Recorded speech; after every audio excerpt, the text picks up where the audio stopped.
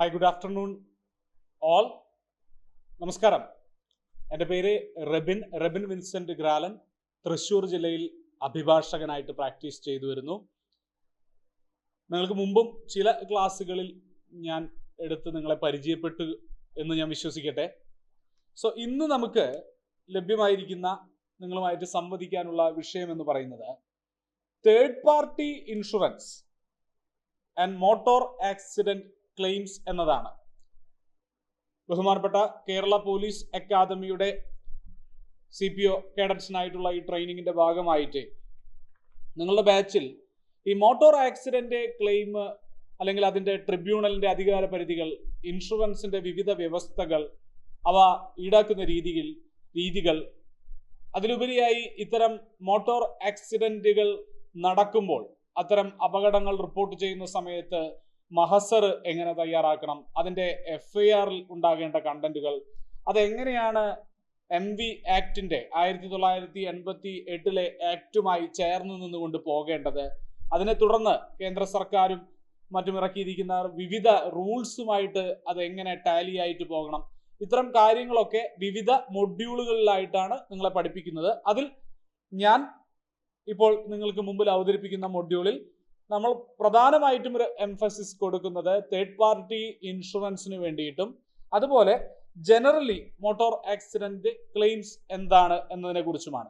അപ്പോൾ ഈ ക്ലാസ് 2 പീരീഡുകൾ അടങ്ങിയ 2:30 മുതൽ 4 മണി വരെയുള്ള ഈ ക്ലാസ്സിൽ ആദ്യഘട്ടത്തിൽ നമുക്ക് എങ്ങനെയാണ് ഈ ഇൻഷുറൻസിന്റെ രീതികൾ, ഇൻഷുറൻസ് എന്ന വ്യവസ്ഥ പ്രത്യേകിച്ചും മോട്ടോർ ആക്സിഡന്റ് കേസുകളുമായി ബന്ധപ്പെട്ട് അതെങ്ങനെയാണ് നമുക്കിടയിൽ ഇന്ത്യ മഹാരാജ്യത്ത് പ്രവർത്തിക്കുന്നത് എന്ന് നമുക്ക് ആദ്യം ഒന്ന് നോക്കേണ്ടതുണ്ട്.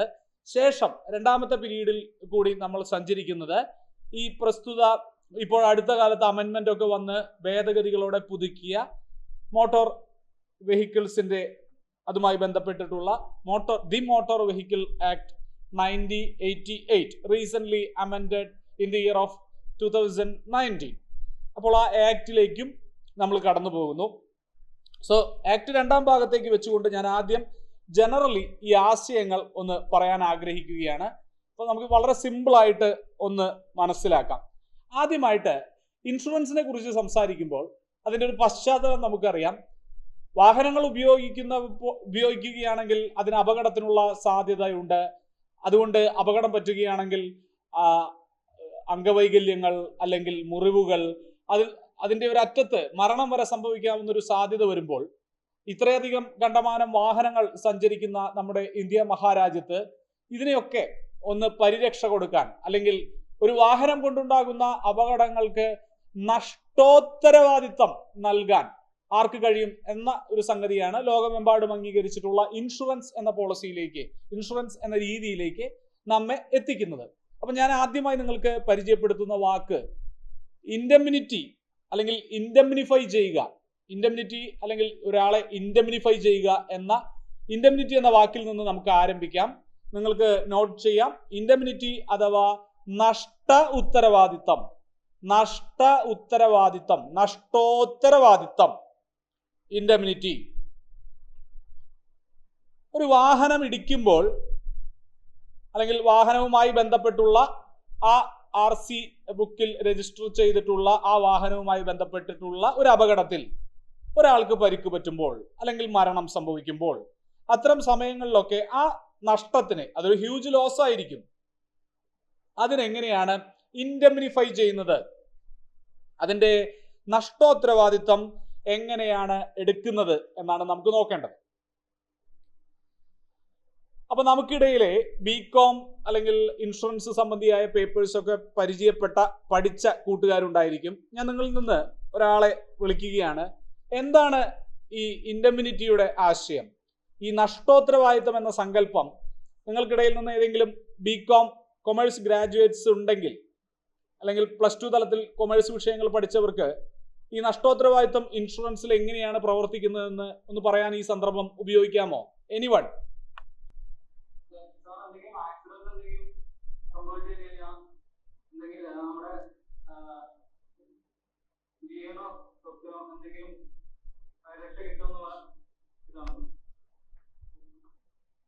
റൈറ്റ്.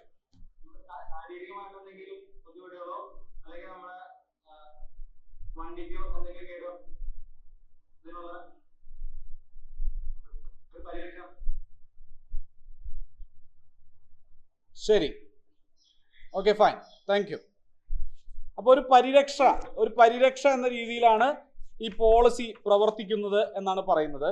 എന്തായാലും ഈ നഷ്ട ഉത്തരവാദിത്തം അല്ലെങ്കിൽ ഇൻഡെമിനിറ്റി എന്നൊക്കെ പറയുന്നത് അത് ഒരു ഓണറിന്റെ RC ഓണറിന്റെ തലയിൽ വരുന്ന അല്ലെങ്കിൽ അയാളുടെ ഒരു ലയബിലിറ്റി, ഇംഗ്ലീഷിൽ നമുക്ക് ലയബിലിറ്റി എന്ന് വിളിക്കാവുന്ന ഒരു സംഗതിയാണ്. ഒരു അപകടം സംഭവിക്കുമ്പോൾ ആ അപകടം സംഭവിക്കുന്നത് ഏത് വാഹനം കൊണ്ടാണോ ആ വാഹനത്തിന്റെ RC ഓണർക്ക് ആണ് അതിന്റെ ഒരു ലയബിലിറ്റി വരുന്നത്.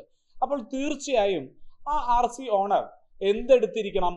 ഒരു ഇൻഷുറൻസ് എടുത്തിരിക്കണം. ആ ഒരു ഇൻഷുറൻസ് ഇല്ലെങ്കിലുള്ള പ്രശ്നം എന്താണ്?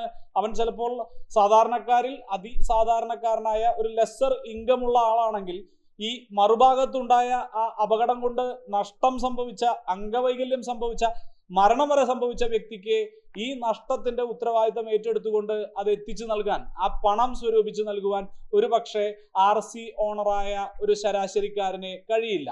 അപ്പോൾ ഈ RC ഓണറായ ആളെ രക്ഷിക്കാൻ അല്ലെങ്കിൽ ഒരു സപ്പോർട്ട് ചെയ്യാനായിട്ടാണ് ഇതിലേക്ക് മൂന്നാമത് ഒരാളായിട്ട് ഇൻഷുറൻസ് കമ്പനി അവതരിക്കുന്നത് എന്ന് നമുക്ക് പറയാം.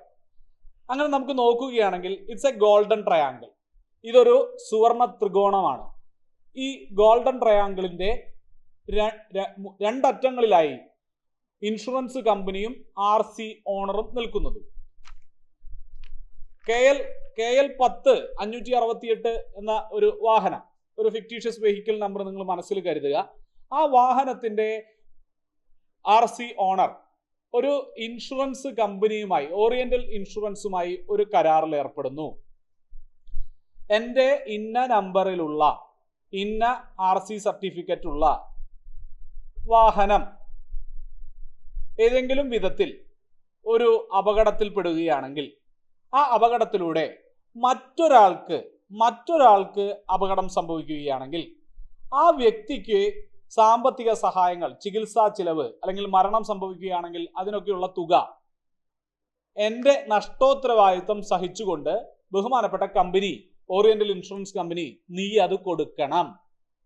സോ നോക്കൂ, രണ്ട് സൈഡിലെ ഗോൾഡൻ ട്രയാങ്കിളിന്റെ രണ്ട് സൈഡിൽ നിൽക്കുന്നത്, ഒരു ഭാഗത്ത് RC ഓണർ, ആ വെഹിക്കിളിന്റെ RC ഓണർ അയാൾക്ക് വേണ്ടി ഈ നഷ്ടോത്തരവാദിത്തം സഹിക്കാൻ വേണ്ടി തയ്യാറായി ഒരു ചെറിയ പ്രീമിയം തുക RC ഓണറിൽ നിന്ന് ഈടാക്കിക്കൊണ്ട്, വർഷാവർഷം ആ തുക ഈടാക്കിക്കൊണ്ട് ഈ ഇൻഷുറൻസ് പുതുക്കിക്കൊണ്ട്, നീ പേടിക്കേണ്ട, നീ വണ്ടി ഓടിച്ചോളൂ, എന്തെങ്കിലും അപകടം സംഭവിക്കുന്ന പക്ഷം ആ അപകടത്തിൽ മുറിവേൽക്കുന്ന അല്ലെങ്കിൽ പ്രശ്നങ്ങൾ പറ്റുന്ന മറുഭാഗത്തുള്ള, അത് ശ്രദ്ധിക്കണം, നിന്നെയല്ല, നിന്റെ വാഹനം മൂലം അപകടം സംഭവിച്ച് മുറിവേൽക്കുന്ന മറുഭാഗത്തുള്ളവനെ വിളിക്കുന്ന പേരാണ് തേർഡ് പാർട്ടി. അപ്പൊ നമ്മുടെ ഇന്നത്തെ ടോപ്പിക്കിലെ തേർഡ് പാർട്ടി എന്ന ആശയത്തിലേക്കാണ് ഞാൻ നിങ്ങളെ എത്തിക്കാൻ ശ്രമിക്കുന്നത്. അപ്പോൾ ഒരു ഭാഗത്ത് ഇൻഷുറൻസ് എടുത്ത RC ഓണറായിട്ടുള്ള വാഹനത്തിന്റെ ഉടമ, അത് നിങ്ങൾ തന്നെയാണെന്ന് കരുതുക. മറുഭാഗത്ത് ഇൻഷുറൻസ് നിങ്ങൾക്ക് തന്ന കമ്പനി. അതിന്റെ ത്രികോണത്തിന്റെ മൂന്നാമത്തെ ഭാഗത്തായിട്ട് ഈ വണ്ടി ഉപയോഗിച്ച് ഈ ഇൻഷുറൻസ് കമ്പനിയുടെ പോളിസിയൊക്കെ എടുത്ത് ഓടിച്ച് മുന്നോട്ട് പോകുന്നതിനിടയിൽ ഒരു അപകടം സംഭവിക്കുന്നു.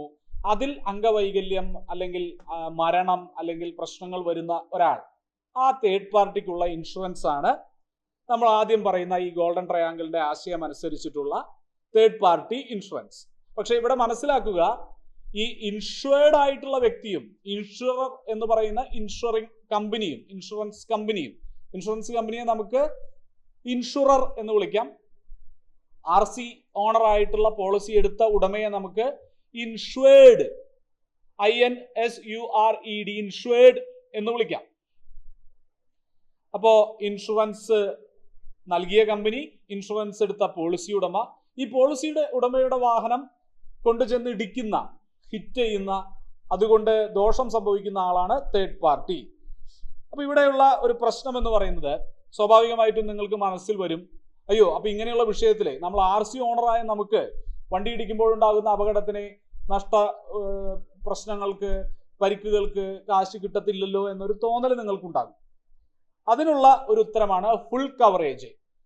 ഫുൾ കവറേജ് ഇൻഷുറൻസ് എടുത്താൽ മാത്രമേ RC ഓണർക്ക് അല്ലെങ്കിൽ RC ഓണറിന്റെ വണ്ടിയിൽ സഞ്ചരിച്ച കുടുംബാംഗങ്ങൾക്ക്, അവന്റെ കൂട്ടുകാർക്ക്, അല്ലെങ്കിൽ ഈ വണ്ടിയുടെ ബോഡി കവർ ഡാമേജിനൊക്കെ ഇൻഷുറൻസ് കിട്ടണമെങ്കിൽ ഫുൾ കവർ ഇൻഷുറൻസ് എടുക്കണം. അപ്പോൾ വളരെ ലളിതമായി പറഞ്ഞാൽ 2 തരം ഇൻഷുറൻസിൽ നിന്ന് നമുക്ക് ഡിഫറൻഷിയേറ്റ് ചെയ്യാം. ഒന്ന് നോട്ട് ചെയ്തോളൂ, നോട്ട് എഴുതുന്നവർക്ക് എഴുതാം. ഒന്നാമതായി third party insurance. Third party insurance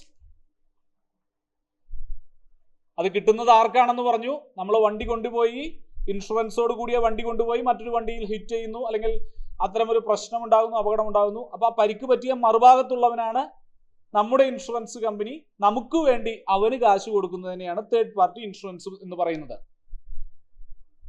ഇതിനെ ഇന്ത്യയിലെ സാമ്പത്തിക രംഗത്തെ വർഗീകരണം അനുസരിച്ച്, അല്ലെങ്കിൽ ഇൻഷുറൻസ് അക്കാഡമിക് പെർസ്പെക്റ്റീവിൽ ഈ തേർഡ് പാർട്ടി ഇൻഷുറൻസിനെ liability only policy, LOP, liability only policy എന്നും അറിയപ്പെടുന്നു. സോ തേർഡ് പാർട്ടി ഇൻഷുറൻസ് സമം liability only policy. Third party insurance സമം ലയബിലിറ്റി ഓൺലി പോളിസി. നിങ്ങൾക്ക് മനസ്സിലായെന്ന് കരുതട്ടെ. തേർഡ് പാർട്ടി ഇൻഷുറൻസ് സമം ലയബിലിറ്റി ഓൺലി പോളിസി. അപ്പോൾ ഒരു ചെറിയ കഥ വീണ്ടും ഒന്ന് ഇത് അരക്കിട്ടുറപ്പിക്കാൻ ഉപയോഗിക്കുന്നു. ബാബു എന്ന് പറയുന്ന വ്യക്തി, തൻ്റെ വാഹനത്തിന് ഇൻഷുറൻസ് ഉണ്ട്. ഓറിയന്റൽ കമ്പനിയുടെ ഇൻഷുറൻസ് ആണ് ബാബു എടുത്തിരിക്കുന്നത്. ബാബു വാഹനം ഓടിച്ചു പോകുമ്പോൾ ബാബുവിൻ്റെ വാഹനം ഒരു ആക്സിഡന്റിൽ പെടുന്നു. ഓപ്പോസിറ്റ് ഉണ്ടായിരുന്ന ഒരു വൃദ്ധനായ, റോഡ് മുറിച്ചു കിടക്കുന്ന അല്ലെങ്കിൽ റോഡിലൂടെ നടന്നു പോകുന്ന ഒരു വൃദ്ധന് മരണം സംഭവിക്കുന്നു. ആ ഒരു സമയത്ത് ആ വൃദ്ധന് വേണ്ടി അദ്ദേഹത്തിന്റെ ഹെറിഡിറ്ററി ഹെയേഴ്സ്, ലീഗൽ റെപ്രസെന്റേറ്റീവ്സ്, അദ്ദേഹത്തിന്റെ അനന്തര അവകാശികൾ ഒരു കേസ് കൊടുക്കുന്നു. അദ്ദേഹത്തിന് മുറിവ് പറ്റി അല്ലെങ്കിൽ മരണം സംഭവിച്ചു, അതിനൊരു നഷ്ടപരിഹാരം ചോദിക്കുന്നു. ബാബു പറയുന്നു, ഞാൻ തന്നെയാണ് അത് സംഭവത്തിന് കാരണക്കാരനൊക്കെ, ഞാൻ എൻ്റെ ഇൻഷുറൻസിന്റെ സർട്ടിഫിക്കറ്റ് തരാം, എൻ്റെ RC ബുക്കിന്റെ കോപ്പി തരാം, നിങ്ങൾ കേസ് നടത്തിക്കോളൂ. പക്ഷെ ആ വൃദ്ധനായ അദ്ദേഹത്തിന്റെ മരണപ്പെട്ട ആളുടെ കുടുംബത്തിന് 10 ലക്ഷം രൂപ വേണമെന്ന് പറയുമ്പോൾ ബാബു കൈമലർത്തുകയാണ്. സാധാരണക്കാരിൽ അതീവ സാധാരണക്കാരനായ, അന്നത് വേണ്ടെന്ന നിവൃത്തിക്ക് മാത്രം ജോലി ചെയ്ത് മുന്നോട്ട് പോകുന്ന ബാബുവിന് ഈ കാശ് കൊടുക്കാൻ നിർവാഹമില്ല. അപ്പൊ ബാബു പറയാണ്, എനിക്ക് വേണ്ടി എൻ്റെ ഇൻഷുറൻസ് കമ്പനി അത് നൽകും. ഞാൻ ഓറിയന്റൽ ഇൻഷുറൻസുമായിട്ട് നേരത്തെ കരാറിൽ ഏർപ്പെട്ടിട്ടുണ്ട്.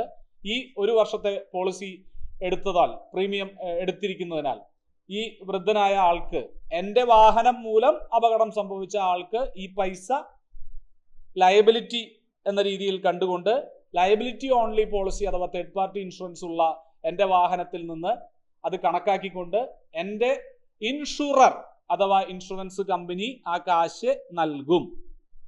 So hope you got it. ഈ ആശയം തേർഡ് പാർട്ടി ഇൻഷുറൻസ് നിങ്ങൾക്ക് മനസ്സിലായി എന്ന് വിചാരിക്കുന്നു. യെസ്. അപ്പൊ അതിനിടയ്ക്ക് നമ്മുടെ കൂട്ടുകാരൻ ഷിബിൻ, കേഡറ്റ് ഷിബിൻ CJ ചോദിക്കുന്നു, കോംപ്രഹെൻസീവ് ഇൻഷുറൻസും ഫുൾ കവർ ഇൻഷുറൻസും സെയിം ആണോ സാർ? Okay, fine. അപ്പൊ ഷിബിന്റെ ചോദ്യമാണ് നമ്മളെ അടുത്ത ഭാഗത്തേക്ക് കൊണ്ടുപോകുന്നത്. തേർഡ് പാർട്ടി സമം ലയബിലിറ്റി ഇൻഷുറൻസ് എന്ന് പറയുമ്പോൾ, ലയബിലിറ്റി ഓൺലി പോളിസി എന്ന് പറയുമ്പോൾ, ഈ കോംപ്രഹെൻസീവ് ഇൻഷുറൻസ് എന്ന് ഇന്ത്യയിൽ പ്രയോഗിക്കുന്നതിനെ നമുക്ക് രണ്ടാമത്തെ ഒരു രീതിയിലുള്ള ഒരു ഇൻഷുറൻസ് ആയിട്ട് കാണാം. അപ്പൊ നിങ്ങൾ അടുത്ത ഒരു കൺസെപ്റ്റ് എഴുതിക്കോളൂ. കോംപ്രഹെൻസീവ് ഇൻഷുറൻസ് സമം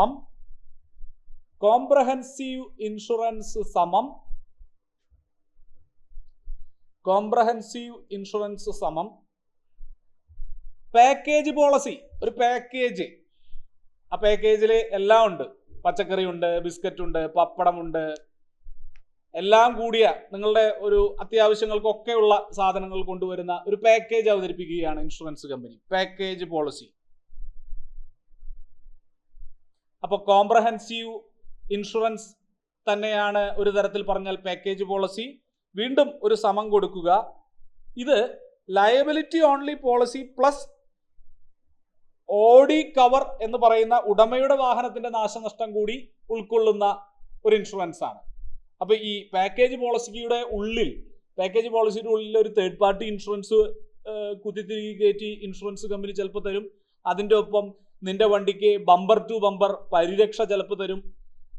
ഇത് തന്നെ നിന്റെ കുടുംബാംഗങ്ങൾ, കൂട്ടുകാർ നിന്റെ വാഹനത്തിൽ സഞ്ചരിക്കുന്നുണ്ടെങ്കിൽ അവർക്ക് വരുന്ന അപകടങ്ങൾക്ക്, അല്ലെങ്കിൽ നിന്റെ തലയ്ക്ക് ഏൽക്കുന്ന പരിക്ക്, നിന്റെ ശരീരത്തിന് ഏൽക്കുന്ന പരിക്ക്, അതുമൊക്കെ കൂട്ടി കുഴച്ച് ഒരു പരുവമാക്കി തരുന്നതാണ് കോംപ്രഹെൻസീവ് പാക്കേജ് പോളിസി, അല്ലെങ്കിൽ liability only policy plus OD cover എന്ന് പറയുന്നത്. നമ്മൾ ഓഡി കവർ ഉണ്ടോ എന്ന് ചോദിക്കില്ലേ, അതർ ഡാമേജ് കവർ. അപ്പൊ ഇത് ഏകദേശം നിങ്ങൾ ഇങ്ങനെ മനസ്സിലാക്കുക. പാക്കേജ് പോളിസി സമം കോംപ്രഹെൻസീവ് പോളിസി സമം liability policy plus OD cover എന്നതാണ് ഇതിന്റെ ആശയം. അപ്പോൾ നിങ്ങൾക്ക് കൊമേഴ്സ് ഗ്രാജുവേറ്റ്സിനെ, ഇൻഷുറൻസ് പഠിച്ചവർക്കൊക്കെ ചെറിയ സംശയം വരും. ഇതിന്റെ ഓരോ വർഗീകരണത്തിലും കുറച്ച് വ്യത്യാസപ്പെട്ടിരിക്കുന്നു. ഞാൻ നിങ്ങൾക്ക് പോലീസുകാർക്ക് ഒരു പ്രാഥമികമായ ഒരു ഐഡിയയ്ക്ക് വേണ്ടി അതിനെ ഒരു ഹെവിയർ ഇൻഷുറൻസ് കൊമേഴ്സ് പെർസ്പെക്റ്റീവിലേക്ക് കൊണ്ടുപോകുമ്പോൾ ഈ ഹെഡിങ്ങുകളിൽ വീണ്ടും വ്യത്യാസങ്ങൾ വരും. അത് അക്കാഡമിക്കലി നിങ്ങളിൽ പഠിച്ചവർക്കറിയാം. ഒരു ജനകീയമായ രീതിയിൽ ഇതിന്റെ ഒരു അർത്ഥം മനസ്സിലാക്കുന്നതാണ് നമ്മളുടെ ഇപ്പോഴത്തെ ഉത്തരവാദിത്തം. അപ്പൊ രണ്ടു തരം ഇൻഷുറൻസ്, തേർഡ് പാർട്ടി ഇൻഷുറൻസ് നേരത്തെ സംസാരിച്ചു. കോംപ്രഹെൻസീവ് അഥവാ പാക്കേജ് ഇൻഷുറൻസിനെ കുറിച്ച് നമ്മൾ പറഞ്ഞു. ഏകദേശം ഈ ആശയം നിങ്ങൾക്ക് മനസ്സിലായി. അപ്പോൾ പാക്കേജ് ഇൻഷുറൻസ് മനസ്സിലാക്കാൻ ഒരു ചെറിയ കഥ ഇതിനോടൊപ്പം കൂട്ടിച്ചേർക്കുകയാണ്. ഇത്തവണ നമുക്കൊപ്പം അഷ്കറിന്റെ വാഹനം ഇതുപോലെ ഒരു രാത്രിയിൽ സഞ്ചരിച്ചു കൊണ്ടിരിക്കുന്നു. മറ്റൊരു വാഹനവുമായി അപകടത്തിൽപ്പെടുന്നു. അഷ്കറിന് പരിക്കേൽക്കുന്നു. അഷ്കറിന്റെ വാഹനത്തിൽ ഉണ്ടായിരുന്ന ഡ്രൈവർക്ക് അല്ലെങ്കിൽ കൂട്ടുകാർക്ക്, ഫെല്ലോ പാസഞ്ചേഴ്സ്, കോ പാസഞ്ചേഴ്സ്. ഇനി അഷ്കറിന്റെ വാഹനം ഒരു ബൈക്കാണെങ്കിൽ അതിലൊപ്പം ഉണ്ടായിരുന്ന പില്യൻ റൈഡർ ബന്ധുവിന് പരിക്കേൽക്കുന്നു. ഈ വാഹനം ഞളങ്ങിപ്പോകുന്നു, അതിന് കേട് പറ്റുന്നു. അത്തരത്തിൽ ഈ വാഹനത്തിന് കേട് പറ്റുമ്പോൾ ഓപ്പോസിറ്റുള്ള ആൾക്ക് മുറിവ് പറ്റുന്നുണ്ട്, അയാളുടെ വാഹനത്തിന് കേട് പറ്റുന്നുണ്ട്. അപ്പൊ അവൻ സ്വാഭാവികമായിട്ടും അഷ്കറിന്റെ വാഹനത്തിനുള്ള തേർഡ് പാർട്ടി ഇൻഷുറൻസ് ക്ലെയിം ചെയ്യും. അഷ്കറിന്റെ വണ്ടിക്ക് ഓപ്പോസിറ്റ് വന്ന് ഇടിച്ച ആള്. പക്ഷെ അഷ്കറിന് അപ്പൊ രണ്ട് ഓപ്ഷനാണുള്ളത്. ഒന്ന്, മറ്റവന്റെ വണ്ടിയുടെ തേർഡ് പാർട്ടി ഇൻഷുറൻസ്. ശ്രദ്ധിക്കണം, അഷ്കറിന് വേണമെങ്കിൽ മറ്റവന്റെ വണ്ടിയുടെ തേർഡ് പാർട്ടി ഇൻഷുറൻസ് ക്ലെയിം ചെയ്തുകൊണ്ട് അവന്റെ ഭാഗത്തു നിന്ന്, അവന്റെ ഇൻഷുറൻസ് കമ്പനിയിൽ നിന്ന് കാശ് വാങ്ങാൻ ഒരു ശ്രമം നടത്താം. എന്റെ ഭാഗത്തായിരുന്നില്ല തെറ്റ്, അവന്റെയാണ് തെറ്റ്, നെഗ്ലിജൻസ് ഉള്ളത് ആ ഭാഗത്തായതുകൊണ്ട് തന്നെ നഷ്ടോത്തരവാദിത്വം സഹിക്കേണ്ടത് അപ്പുറത്തെ വാഹനത്തിന്റെ ഇൻഷുറൻസ് കമ്പനിയാണെന്നൊക്കെ പറഞ്ഞൊരു ട്രൈ നടത്താം. അതിനു വേണ്ടിയിട്ടാണ് ഇൻഷുറൻസ് ട്രിബ്യൂണലും കേസുകളും ഒക്കെ ഉള്ളത്. അതല്ല, അഷ്കർ സ്വല്പം പണം നൽകി ഇന്ത്യയിൽ നിലവിലുള്ള പല കോംപ്രഹെൻസീവ് പാക്കേജുകളൊക്കെ പരിശോധിച്ച് മിടുക്കനായ അഷ്കറിന് വേണമെങ്കിൽ തന്റെ ശരീരത്തിനും തന്റെ വാഹനത്തിനെ ബമ്പർ ടു ബമ്പർ, അല്ലെങ്കിൽ ടെക്നിക്കലി അതിൽ പല വർഗീകരണങ്ങളുണ്ട്, പല കമ്പനികളുടെ പല തുകയിലുള്ള ഇൻഷുറൻസ് ആണ്. വേണമെങ്കിൽ അഷ്കറിനെ അത്തരം ഫുൾ കവറേജ് അവൈൽ ചെയ്തുകൊണ്ട് അത്തരം ഒരു ക്ലെയിം ഇട്ടുകൊണ്ടും മുന്നോട്ട് പോകാം. സ്വന്തം വണ്ടി, സ്വന്തം വണ്ടിയുടെ ഉള്ളിലുള്ള ആളുകൾ, സ്വന്തം വണ്ടിയുടെ പരിരക്ഷ, അതിന് ഫുൾ കവറിന്റെ ഉള്ളിൽ ഉൾപ്പെടുന്നതാണെങ്കിൽ അതർ ഡാമേജ് ഇൻഷുറൻസ് ആയിട്ടുള്ള പാക്കേജ് പോളിസി ആയിട്ടുള്ള കോംപ്രഹെൻസീവ് പാക്കേജിനെ വേണമെങ്കിൽ അഷ്കറിന് ഉപയോഗിക്കാം. നേരത്തെ പറഞ്ഞ ബാബുവിന്റെ ഉദാഹരണത്തിൽ, പാവം ബാബുവിന് തേർഡ് പാർട്ടി ഇൻഷുറൻസ് മാത്രമാണ് മിതമായ ചിലവിൽ എടുക്കാൻ കഴിഞ്ഞിട്ടുള്ളൂ. അദ്ദേഹത്തിന് ഒരു പാക്കേജ് ഇൻഷുറൻസ് ഉണ്ടായിരുന്നില്ല എന്ന് ഇതിനോട് കൂടി പറഞ്ഞു വെക്കുമ്പോൾ ഈ ആശയം നിങ്ങൾക്ക് ഏകദേശം മനസ്സിലായി എന്ന് വിചാരിക്കുന്നു. Third party insurance and full coverage അഥവാ കോംപ്രഹെൻസീവ് ഇൻഷുറൻസ്. സർ, ആക്സിഡന്റിൽ മരിച്ച വൃദ്ധനെ എന്തെങ്കിലും ലൈഫ് ഇൻഷുറൻസ് പോളിസി നിലവിൽ ഉണ്ടായിരുന്നെങ്കിൽ അയാൾക്ക് തേർഡ് പാർട്ടി ഇൻഷുറൻസ് പ്രകാരമുള്ള ക്യാഷ് കിട്ടുമോ, അതോ രണ്ട് ഇൻഷുറൻസിന്റെയും തുക കിട്ടുമോ? അത് കുറച്ചൊരു ഫിക്റ്റീഷ്യസ് ആയിട്ടുള്ള ക്വസ്റ്റ്യൻ ആണ്. അത്തരം ഒരു ക്ലെയിം ഉണ്ടെങ്കിൽ അത് എങ്ങനെയാണ് അത് തട്ടിച്ചു നോക്കുക എന്ന് വെച്ച് കഴിഞ്ഞാൽ, ഒരു മനുഷ്യന്റെ ജീവിതത്തിന് നമുക്ക് വില പറയുക അസാധ്യമാണ്.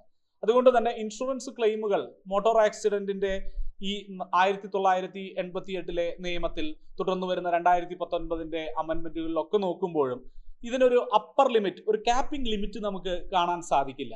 അപ്പൊ ഒരാൾക്ക് ഒരു ലൈഫ് ഇൻഷുറൻസ് ഉണ്ട് എന്ന് തന്നെ വിചാരിക്കട്ടെ. മിസ്റ്റർ മനു കേഡറ്റ് മനുവിന്റെ ക്വസ്റ്റ്യൻ, മനു, എനിക്കോ നിനക്കോ ഒരു ഇൻഷുറൻസ് ഉണ്ട്. ചിലപ്പോൾ ലൈഫ് ഇൻഷുറൻസ് നമ്മുടെ പോക്കറ്റിലെ പണത്തുട്ടിന്റെ വലിപ്പം അനുസരിച്ചായിരിക്കും നമ്മൾ ലൈഫ് ഇൻഷുറൻസ് എടുക്കുക. അത് 5 ലക്ഷത്തിന്റെ ആയിരിക്കാം, ചിലപ്പോൾ 10 ലക്ഷത്തിന്റെ ആയിരിക്കാം, ചിലപ്പോൾ 1 കോടിയുടെ ആയിരിക്കാം.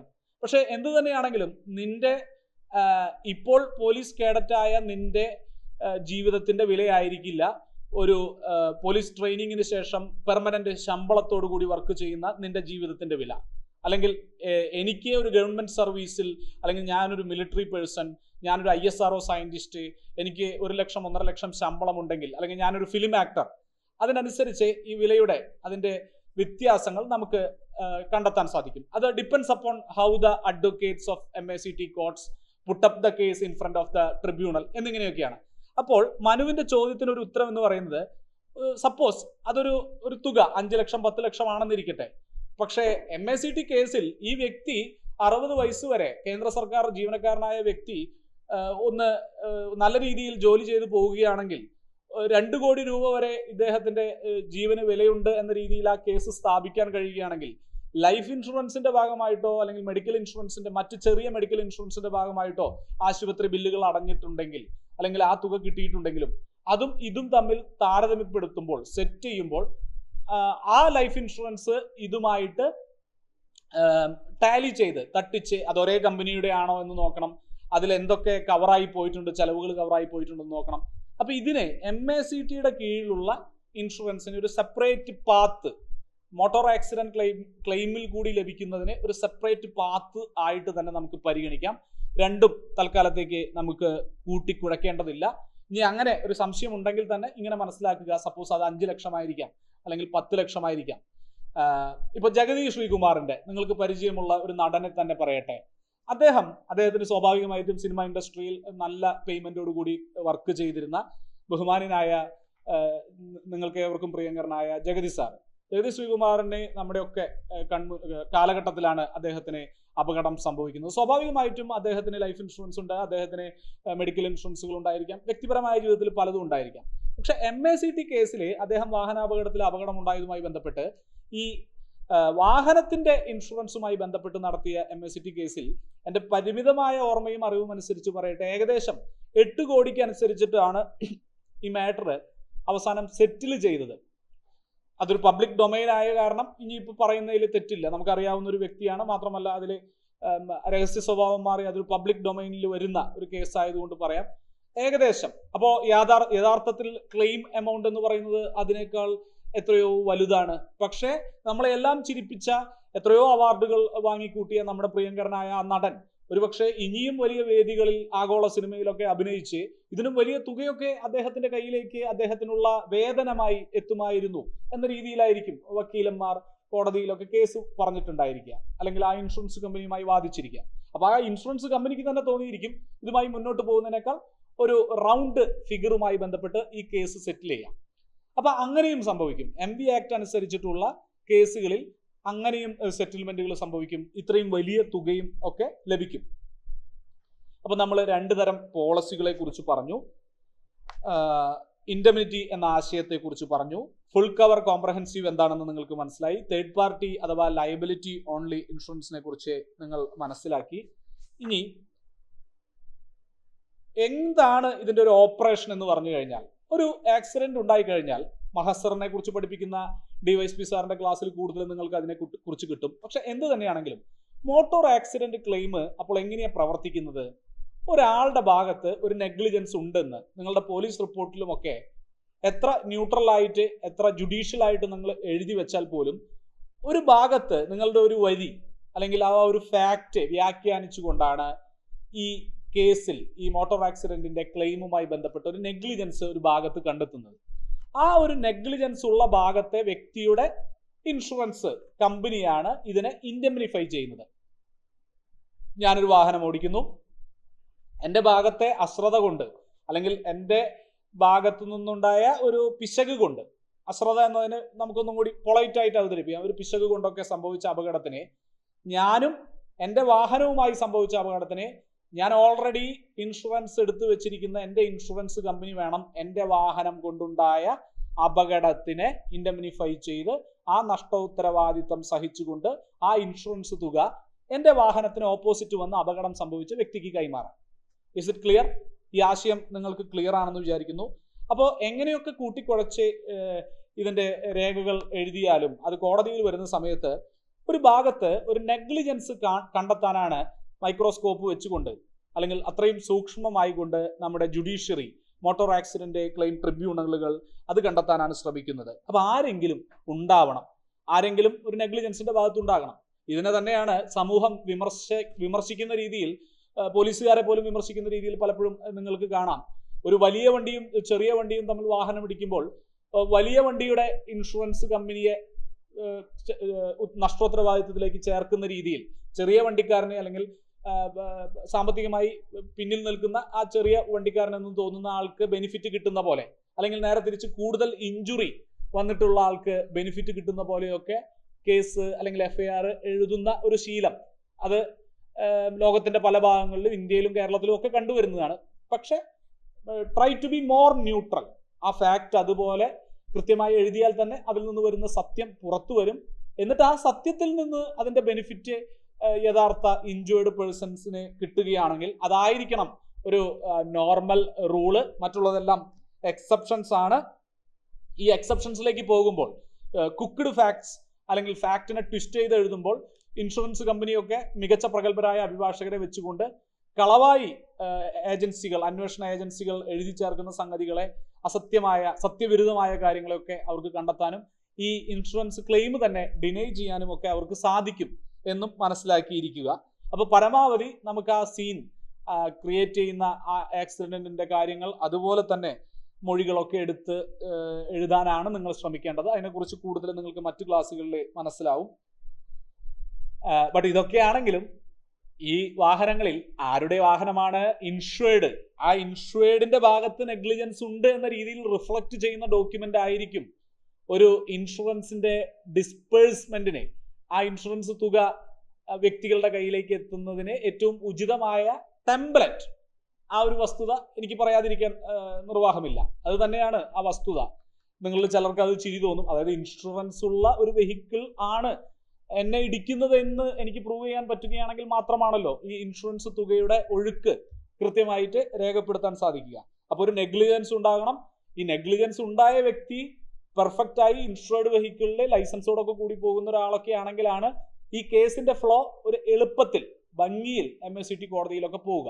പിന്നെ എക്സെപ്ഷൻസ് ഉണ്ട്. ഇവരിൽ മദ്യപിച്ചവരുണ്ടെങ്കിൽ, അല്ലെങ്കിൽ ഇവർക്ക് ലൈസൻസ് ഇല്ലെങ്കിൽ, അതിലേക്ക് നമുക്ക് പതിയെ പതിയെ കടന്നു വരാം. അപ്പൊ ജനറലി ഇൻഷുറൻസ് പോളിസി ഉണ്ടായിരിക്കണം.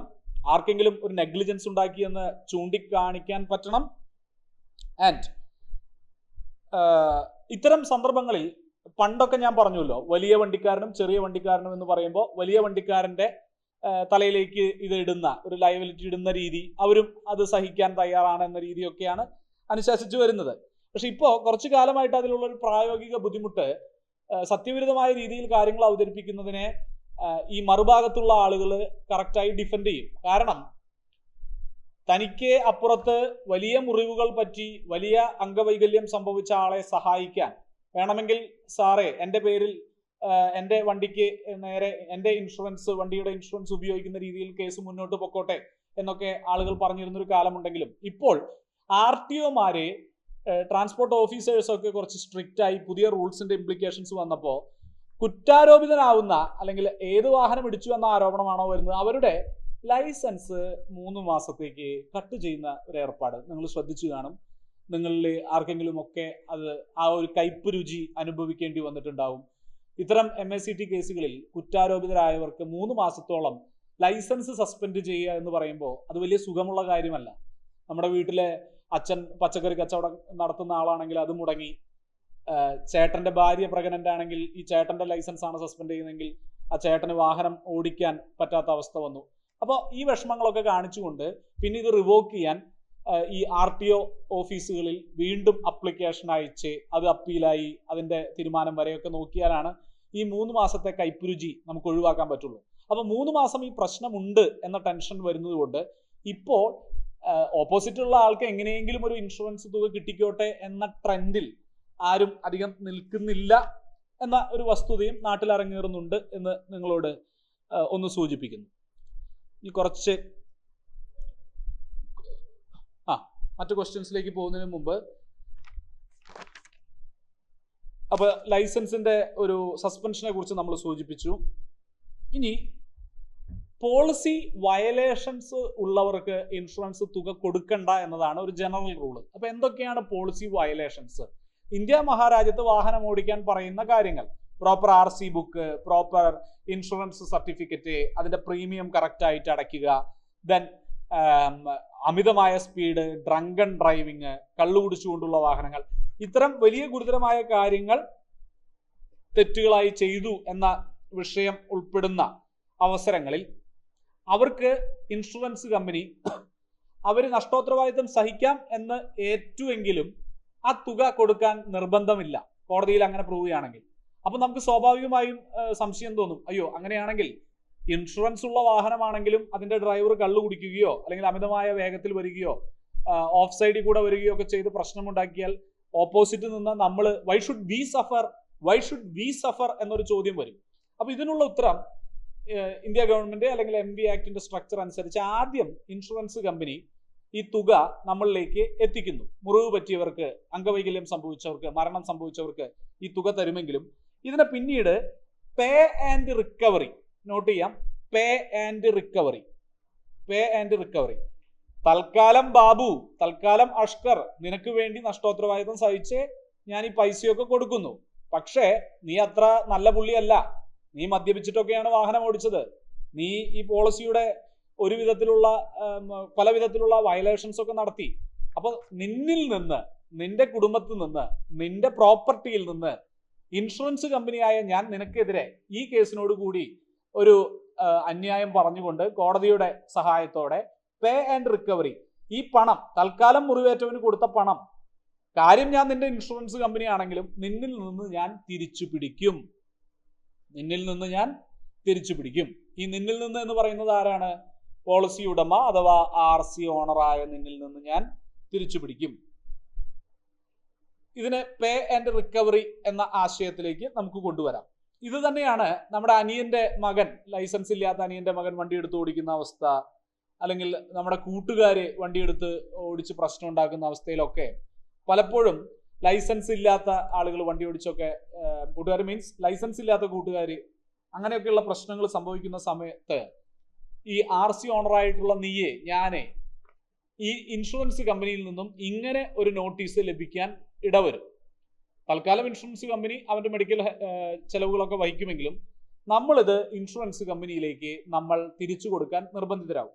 ഈ ആശയത്തിന് ഇൻഷുറൻസിൽ പറയുന്ന പേരാണ്, മോട്ടോർ ആക്സിഡന്റ് ക്ലെയിംസിൽ പറയുന്ന പേരാണ് പേ ആൻഡ് റിക്കവറി. അടയ്ക്കുന്നു, തൽക്കാലത്തേക്ക് ഇൻഷുറൻസ് കമ്പനി അടയ്ക്കുന്നു, പക്ഷെ തിരിച്ചെടുക്കുന്നു.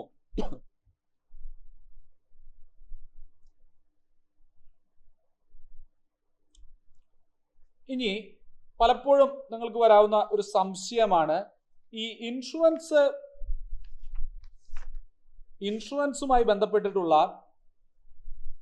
ഇൻഷുറൻസിന്റെ രേഖ, RC ബുക്ക് കൈമാറ്റം ചെയ്താലും ഇൻഷുറൻസിന്റെ രേഖ കൈമാറ്റം ചെയ്യാത്ത ചില വിഷയങ്ങൾ നിങ്ങളുടെ ശ്രദ്ധയിൽപ്പെട്ടിട്ടുണ്ടാകും. അപ്പോ ആ ചോദ്യം ഇങ്ങനെ ലഘൂകരിക്കാം: എൻ്റെ ഇൻഷുറൻസ് എൻ്റെ വാഹനം വാങ്ങുന്ന ആളിനെ കൈമാറ്റം ചെയ്യാമോ? ശരിക്കും ചെയ്യാം, അത് അപ്പോൾ തന്നെ RC ബുക്ക് മാറ്റുന്നതിനൊപ്പം തന്നെ ചെയ്യേണ്ടതാണ്. എന്നാൽ ഈ വാഹനം വിൽക്കുന്ന ആൾ ഇത്തരം ഇൻഷുറൻസിന്റെ കൈമാറ്റത്തെ കുറിച്ച് ഇൻഷുറൻസ് കമ്പനിയെ അറിയിച്ചിരിക്കണം. ഇൻഷുറൻസ് കമ്പനിയോട് പറയണം, ഞാൻ ഓൾറെഡി എടുത്തു വെച്ച ഇൻഷുറൻസുമായിട്ട് എൻ്റെ പുതിയ വാഹനത്തിന്റെ ഉടമ കൊണ്ടുപോകുന്നു. ഇനി ഈ പുതിയ വാഹനത്തിന്റെ ഉടമ അത് നീയാണെങ്കിൽ RTO രേഖകളിൽ വാഹനം നിന്റെ പേരിലേക്ക് മാറ്റുന്നതിനോടൊപ്പം ഇൻഷുറൻസും നിന്റെ പേരിലേക്ക് അല്ലെങ്കിൽ മേൽവിലാസത്തിലേക്ക് മാറ്റാൻ ശ്രമിക്കണം. അല്ലാത്ത പക്ഷം ക്ലെയിമിന് ബുദ്ധിമുട്ടുകൾ നേരിടും. ഇനി ചില കോടതികൾ നിയമത്തിന്റെ വ്യാഖ്യാനത്തിൽ മുറിവേറ്റവന് ബെനിഫിറ്റ് കൊടുക്കാൻ വേണ്ടി നിലനിൽക്കുന്ന ഒരു ഇൻഷുറൻസിന്റെ പരിധിയിൽ പഴയ RC ഓണറുടെ പേരിലാണെങ്കിലും ചിലപ്പോൾ കേസ് മുന്നോട്ട് പോയി ഇൻഷുറൻസ് കൊടുക്കാൻ ശ്രമിക്കും. അപ്പോൾ പ്രശ്നം എന്താണെന്ന് വെച്ച് കഴിഞ്ഞാൽ, നാം വണ്ടി അല്ലെങ്കിൽ വാഹനം വിറ്റെങ്കിലും മേൽവിലാസവും ഇൻഷുറൻസും ഒന്നും മാറ്റിയില്ലെങ്കിൽ നമ്മുടെ പേരിലേക്ക് നോട്ടീസ് വരും. MACT കോടതിയിൽ നിന്ന് വണ്ടി വിറ്റിട്ട് 6 മാസമായി, പക്ഷെ കഴിഞ്ഞ ഒരു വർഷത്തെ ഇൻഷുറൻസിന്മേൽ തന്നെയാണ് വണ്ടി ഓടുന്നത്, RCയും മാറ്റിയിട്ടില്ല. അപ്പോൾ ഈ വണ്ടി ഇടിച്ചതിന്റെ ഉത്തരവാദിത്തം പോലും ടെക്നിക്കലി നമ്മളിലേക്ക് വരുന്ന അവസ്ഥ വരും. അപ്പോൾ വളരെ പ്രസക്തമാണ് RC കൃത്യമായി മാറ്റാൻ ശ്രമിക്കുക. മറ്റുള്ള ഒരാൾ വണ്ടിയുടെ പൊസഷൻ എടുക്കുന്ന ആ വിൽപ്പന നടക്കുന്ന സമയത്ത് തന്നെ RC ചേഞ്ച് റിഫ്ലക്ട് ചെയ്യിക്കാൻ ശ്രമിക്കുക. ഇൻഷുറൻസ് ഇനിയിപ്പോൾ കുറച്ചു കാലം ബാക്കി നിൽക്കുന്നുണ്ട്, ആ ഇൻഷുറൻസ് പോളിസി വേസ്റ്റ് ചെയ്യാതിരിക്കാൻ ആ ഇൻഷുറൻസ് കൈമാറ്റം ചെയ്യുന്നുണ്ടെങ്കിൽ അത് കൺസേൺഡ് ഇൻഷുറൻസ് കമ്പനിയെ ഇൻറ്റിമേറ്റ് ചെയ്യുക. ഇനി വാങ്ങുന്ന ആളെ നിർബന്ധിച്ച് അല്ലെങ്കിൽ അവരോട് സംസാരിച്ച് ഈ ഇൻഷുറൻസ് അവരുടെ പേരിലേക്ക് കൺവെർട്ട് ചെയ്യാൻ ചെറിയ ഒരു ഫീസ് ചുമത്തിക്കൊണ്ട് ആ ഇൻഷുറൻസിനെ അവരുടെ പേരിലേക്ക് മാറ്റുക. ഈ ആശയവും നിങ്ങൾക്ക് മനസ്സിലായി എന്ന് വിചാരിക്കുന്നു. സോ അതിൻ്റെ ഉത്തരം ഇപ്രകാരമായിരിക്കണം. വാഹനത്തിന്റെ രജിസ്ട്രേഷനും ഇൻഷുറൻസും കഴിയുമ്പോൾ മുഴുവൻ കഴിയുന്ന അത്രയും ശ്രമിച്ചുകൊണ്ട് ഒരേ പേരിലും മേൽവിലാസത്തിലുമായിരിക്കണം. അല്ലാത്ത പക്ഷം ക്ലെയിമിന് വലിയ പ്രശ്നം നേരിടുന്നതാണ്. ഒരു പുതിയ അഭ്യർത്ഥന ഫോം, ഒരു റിക്വസ്റ്റ് ഇട്ടുകൊണ്ട് ഞാൻ ഇന്ന വണ്ടി വാങ്ങി, ആ വണ്ടിക്കൊപ്പം എനിക്ക് ഇന്ന ഇൻഷുറൻസ് കിട്ടി, ഇന്ന നമ്പറിലുള്ള ഇൻഷുറൻസ് കിട്ടി, അത് പുതിയ RC ഓണറായ എൻ്റെ പേരിലേക്ക് തന്നെ മാറ്റാൻ ഒരു ചെറിയ ഫീസ് ഞാൻ ഇൻഷുറൻസ് കമ്പനിക്ക് നൽകിക്കൊണ്ട് മാറ്റുന്നു. ഇപ്പൊ രണ്ട് ഭാഗത്തും ഒരു ജെന്റിൽമാൻ ഡീലിങ്ങോട് കൂടിയിട്ട് ഇത് മാറ്റിയില്ലെങ്കിൽ പ്രശ്നം പഴയ RC ഓണർക്ക് അല്ലെങ്കിൽ പഴയ ഇൻഷുറൻസ് ഹോൾഡർക്ക് നോട്ടീസ് പോകുമ്പോൾ അത് ഒരു ഇറിറ്റേഷൻ ആകും, അതൊരു ഇടർച്ചയ്ക്ക് കാരണമാകും, അതൊരു വിഷമത്തിന് കാരണമാകും. അപ്പൊ മാന്യമായ രീതിയിൽ കച്ചവടം നടത്തുമ്പോൾ ഇൻഷുറൻസിന്റെ കൈമാറ്റവും നമുക്ക് ഉറപ്പുവരുത്താം. സോ ഫസ്റ്റ് പീരീഡ് നമ്മൾ ഓൾമോസ്റ്റ് ഒരു ഭാഗം എത്തുകയാണ്, ഇതിൻ്റെ ഒരു ആശയം എത്തുകയാണ്. ഇനി അടുത്ത പീരീഡിലേക്ക് പ്രവേശിക്കുമ്പോൾ മോട്ടോർ ആക്സിഡന്റിന്റെ ആക്റ്റിൽ കൂടി നമുക്ക് ഈ സെക്ഷൻസ് എങ്ങനെയൊക്കെയാണ് പ്രാക്ടിക്കലി മുന്നോട്ട് പോകുന്നത്, ഈ ആശയങ്ങൾ എങ്ങനെയാണ് മുന്നോട്ട് പോകുന്നതെന്ന് ശ്രദ്ധിക്കാം. So we R continuing third party insurance and motor accident claims and next is about the motor vehicle act 1988. 1988 നിലവിൽ വരികയും 2015 വർഷത്തിലും 2019 വർഷത്തിലും ഒക്കെ തുടർച്ചയായ അമെൻമെന്റുകൾ നേരിടുകയൊക്കെ ചെയ്ത മോട്ടോർ വെഹിക്കിൾസ് ആക്ട് 1988. ഇതിന്റെ ചട്ടങ്ങളും മറ്റുമാണ് ഇപ്പോൾ ആനുകാലിക ചർച്ചകളിലൊക്കെ ധാരാളം വന്നത്. നിങ്ങൾ പത്രമാധ്യമങ്ങളിൽ ശ്രദ്ധിച്ചു കാണും. ഹാൻഡ് ഫ്രീ മൊബൈൽ ഉപയോഗിക്കുന്നതിനെ ചൊല്ലി ഒരുപക്ഷെ പോലീസിന്റെ ക്യാമ്പയിനിങ്ങും അല്ലെങ്കിൽ പൊതുജനങ്ങളുടെ ആവശ്യവും, need of the society, need of the hour, judicial interpretation, ഇതൊക്കെ വിവിധങ്ങളായ രീതിയിൽ നമുക്ക് അനുഭവപ്പെട്ട ഒരു വിഷയമാണ്. ബ്ലൂടൂത്ത് ഫോണുകളുടെ ഉപയോഗം, അത് ഹാൻഡ് ഫ്രീ എന്ന ഗണത്തിൽ പെടാമോ? അങ്ങനെയാണെങ്കിൽ നാവിഗേഷൻ പോലുള്ള കാര്യങ്ങൾക്ക് മൊബൈൽ ഉപയോഗിക്കുന്നതും പോലീസ് സേനയ്ക്ക് അല്ലെങ്കിൽ ഏജൻസികൾക്ക്, RTOമാർക്ക് അത് ഫൈൻ പെറ്റി അടയ്ക്കാനുള്ള കാരണമായി മാറുമോ? നമ്മുടെ സമൂഹം തന്നെ ഇരു വിഭാഗങ്ങളിലായി നിന്നുകൊണ്ട് ചർച്ച നടത്തുകയും നിയമത്തിനെ വ്യാഖ്യാനിക്കുകയും ഒക്കെ ചെയ്തത് സാമൂഹ്യ മാധ്യമങ്ങളിലൊക്കെ നിങ്ങൾ ശ്രദ്ധിച്ചിരിക്കും. അപ്പൊ അതിനൊക്കെ കാരണമായ 2019 അമെൻമെന്റോട് കൂടിയിട്ടുള്ള ആക്ടിലേക്കാണ് നമ്മൾ പ്രവേശിക്കുന്നത്. അപ്പൊ സ്വാഭാവികമായിട്ടും നമ്മൾ ഈ IPC ഒഫൻസുകളിലെ നിങ്ങൾ സ്ഥിരം സമൻസുകളിലൊക്കെ നിങ്ങൾ കണ്ടിട്ടുണ്ടാകും. നിങ്ങളുടെ തന്നെ ജീവിതാനുഭവത്തിലൊക്കെ ഇടയ്ക്ക് ചിലപ്പോൾ നമ്മളൊക്കെ നേരിടേണ്ടി വന്ന ഒന്നായിരിക്കും സെക്ഷൻ 279 അല്ലെങ്കിൽ 338 IPCയുമായി ബന്ധപ്പെട്ടിട്ടുള്ള ഇന്ത്യൻ പീനൽ കോഡിന്റെ വാഹനം അശ്രദ്ധമായി, അലക്ഷ്യമായി, അപകടകരമാം വിധം മരണം വരെ സംഭവിക്കാവുന്ന വിധത്തിലൊക്കെ വാഹനങ്ങൾ ഓടിക്കുമ്പോൾ IPC ഒഫൻസുകൾ ഇടും. ഇതിനോട് ഉപോത്പലകമായി ഇതിനോട് കോമ ചേർത്തിക്കൊണ്ട് MV ആക്ടിന്റെ വകുപ്പുകളും നമുക്ക് കാണാൻ സാധിക്കും. അപ്പോൾ ഉദാഹരണത്തിന് ഡ്രൈവിംഗ് അൺഇൻഷുർഡ് വെഹിക്കിൾസിനെ 196 നോട്ട് ചെയ്യാം. ഇൻഷുറൻസ് ഇല്ലാത്ത വണ്ടി ഓടിക്കുന്നതിനെ MV ആക്ട് അനുസരിച്ചിട്ട് 196 വകുപ്പാണ് അതിന്റെ കുറ്റകൃത്യം പറയുന്നത്. അങ്ങനെ ഹെൽമെറ്റ് വെക്കാത്തതിന്, വണ്ടി സ്പീഡ് കൂടി ഓടിക്കുന്നതിന്, രജിസ്ട്രേഷൻ ഇല്ലാത്തത് ഓടിക്കുന്നതിന്, ഇതിനൊക്കെ IPCയിൽ വകുപ്പുകളില്ല, ചെറിയ ചെറിയ വകുപ്പുകളില്ല. അതുകൊണ്ടാണ് MV ആക്ടിനെ നമുക്കൊരു സ്പെഷ്യൽ ആക്ട് ആയിട്ട് മോട്ടോർ ആക്സിഡന്റ് ക്ലെയിംസിനും അതിലുപരി മോട്ടോർ വെഹിക്കിൾസിന് ഉണ്ടാകുന്ന കുറ്റകൃത്യങ്ങൾ ഉൾപ്പെടെയുള്ളവ തടയാൻ ഈ MV ആക്ടിന്റെ സെക്ഷൻസും ഒഫൻസസ് പെനാൽറ്റീസ് ആൻഡ് പ്രൊസീജിയേഴ്സ് നമ്മൾ ഉപയോഗിക്കേണ്ടി വരുന്നത്, അല്ലെങ്കിൽ രാജ്യം ഭരണകൂടം 1988 ഇത്തരം ഒരു നിയമം ഉണ്ടാക്കിയതിന്റെ പ്രാധാന്യം അതാണ്, അതിലെ വകുപ്പുകളുടെ പ്രാധാന്യം അതാണ്. അപ്പൊ നമുക്ക് നേരത്തെ സൂചിപ്പിച്ചതുപോലെ അതിന്റെ വകുപ്പുകളിലേക്ക് ഒന്ന് കണ്ണോടിക്കാം. ഹെഡിങ് നിങ്ങൾ എഴുതിയെന്ന് വിചാരിക്കട്ടെ. The motor vehicles act 1988. Section 145 definition.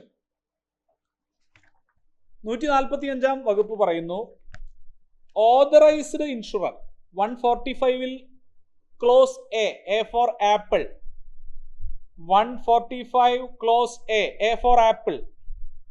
Close A പറയുന്നു authorised insurer. Authorized insurer means an insurer for the time being carrying or general insurance business in India and granted a certificate of registration by the Insurance Regulatory and Development Authority of India XXXX. അങ്ങനെ ഒരു പാരഗ്രാഫാണ് ഈ സെക്ഷനിൽ പറയുന്നത്. അപ്പോൾ ആരായിരിക്കണം insurance company? അത് India മഹാരാജ്യത്ത് പ്രവർത്തിക്കാൻ ഇൻഷുറൻസിനെ regulate ചെയ്യുന്ന IRDA എന്നറിയപ്പെടുന്ന ഇൻഷുറൻസ് റെഗുലേറ്ററി ഡെവലപ്മെന്റ് അതോറിറ്റിയുടെ സർട്ടിഫിക്കറ്റോട് കൂടി നമ്മുടെ വാഹനങ്ങൾക്കൊക്കെ ഇൻഷുറൻസ് നൽകുന്ന ഒരു കമ്പനിയാണ് ഓതറൈസ്ഡ് ഇൻഷുറർ എന്ന ഡെഫിനിഷൻ നിർവചനത്തിൽ ഉൾപ്പെടുത്തിക്കൊണ്ട് നിയമം 145 വകുപ്പിന്റെ ഉപവകുപ്പ് എയിൽ നിർവചിക്കുന്നത്. അപ്പോൾ ആരാണ് ഓതറൈസ്ഡ് ഇൻഷുറർ എന്ന് നിങ്ങൾക്ക് മനസ്സിലായി കഴിഞ്ഞു. ഇനി certificate of insurance. Certificate of insurance B for ball, ഉപവകുപ്പ് ബിയിലാണ് സർട്ടിഫിക്കറ്റ് ഓഫ് ഇൻഷുറൻസ് പറയുന്നത്. Certificate of insurance means a certificate issued by an authorized insurer in purchase of section 140 in pursuance of section 147 and includes a cover note complying with such requirements as may be prescribed. അപ്പോൾ certificate of insurance ലാളിത്യത്തോടെ പറഞ്ഞാൽ അത് പോളിസിയെ സൂചിപ്പിക്കുന്ന ഒരു രേഖയാണെന്ന് നമുക്ക് മനസ്സിലാക്കാം. എന്താണ് policy? ആ പോളിസിയിൽ എന്തെല്ലാമാണ് ഉൾപ്പെടുന്നത്? ഇവയെല്ലാം കൂടിയതാണ് ഉപവകുപ്പ് 145 ബി നമുക്ക് മുമ്പിൽ പറയുന്ന സർട്ടിഫിക്കറ്റ് ഓഫ് ഇൻഷുറൻസ് എന്ന വാക്കുകൊണ്ട് ഉദ്ദേശിക്കുന്നത്. ഇതിന് തന്നെ central motor vehicles rules 1989 rule 141 പ്രകാരം, ശ്രദ്ധിക്കുക, നമ്മളിപ്പോൾ സംസാരിക്കുന്നത് സെക്ഷൻ 145 ബി ഉപവകുപ്പിൽ പറയുന്ന, ഞാൻ ആവർത്തിക്കുന്നു, സെക്ഷൻ 145 ബി എന്ന ഉപവകുപ്പിൽ പറയുന്ന സർട്ടിഫിക്കറ്റ് ഓഫ് ഇൻഷുറൻസിനെ കുറിച്ചാണ് നമ്മൾ പറയുന്നത്. അതുമായി ബന്ധപ്പെട്ട് ഒരു റൂളും കൂടി, ചട്ടവും കൂടി ഞാൻ ഉദ്ധരിക്കുകയാണ്. Central motor vehicles rules 1989. 88 ആക്ടിനോടനുബന്ധമായി 89 വന്ന റൂൾസിൽ റൂൾ നമ്പർ 141 പ്രകാരം ഒരു സർട്ടിഫിക്കറ്റ് ഓഫ് ഇൻഷുറൻസ് നൽകേണ്ടത് ഫോം 51 അനുസരിച്ച് ആയിരിക്കണമെന്ന് പറയുന്നു.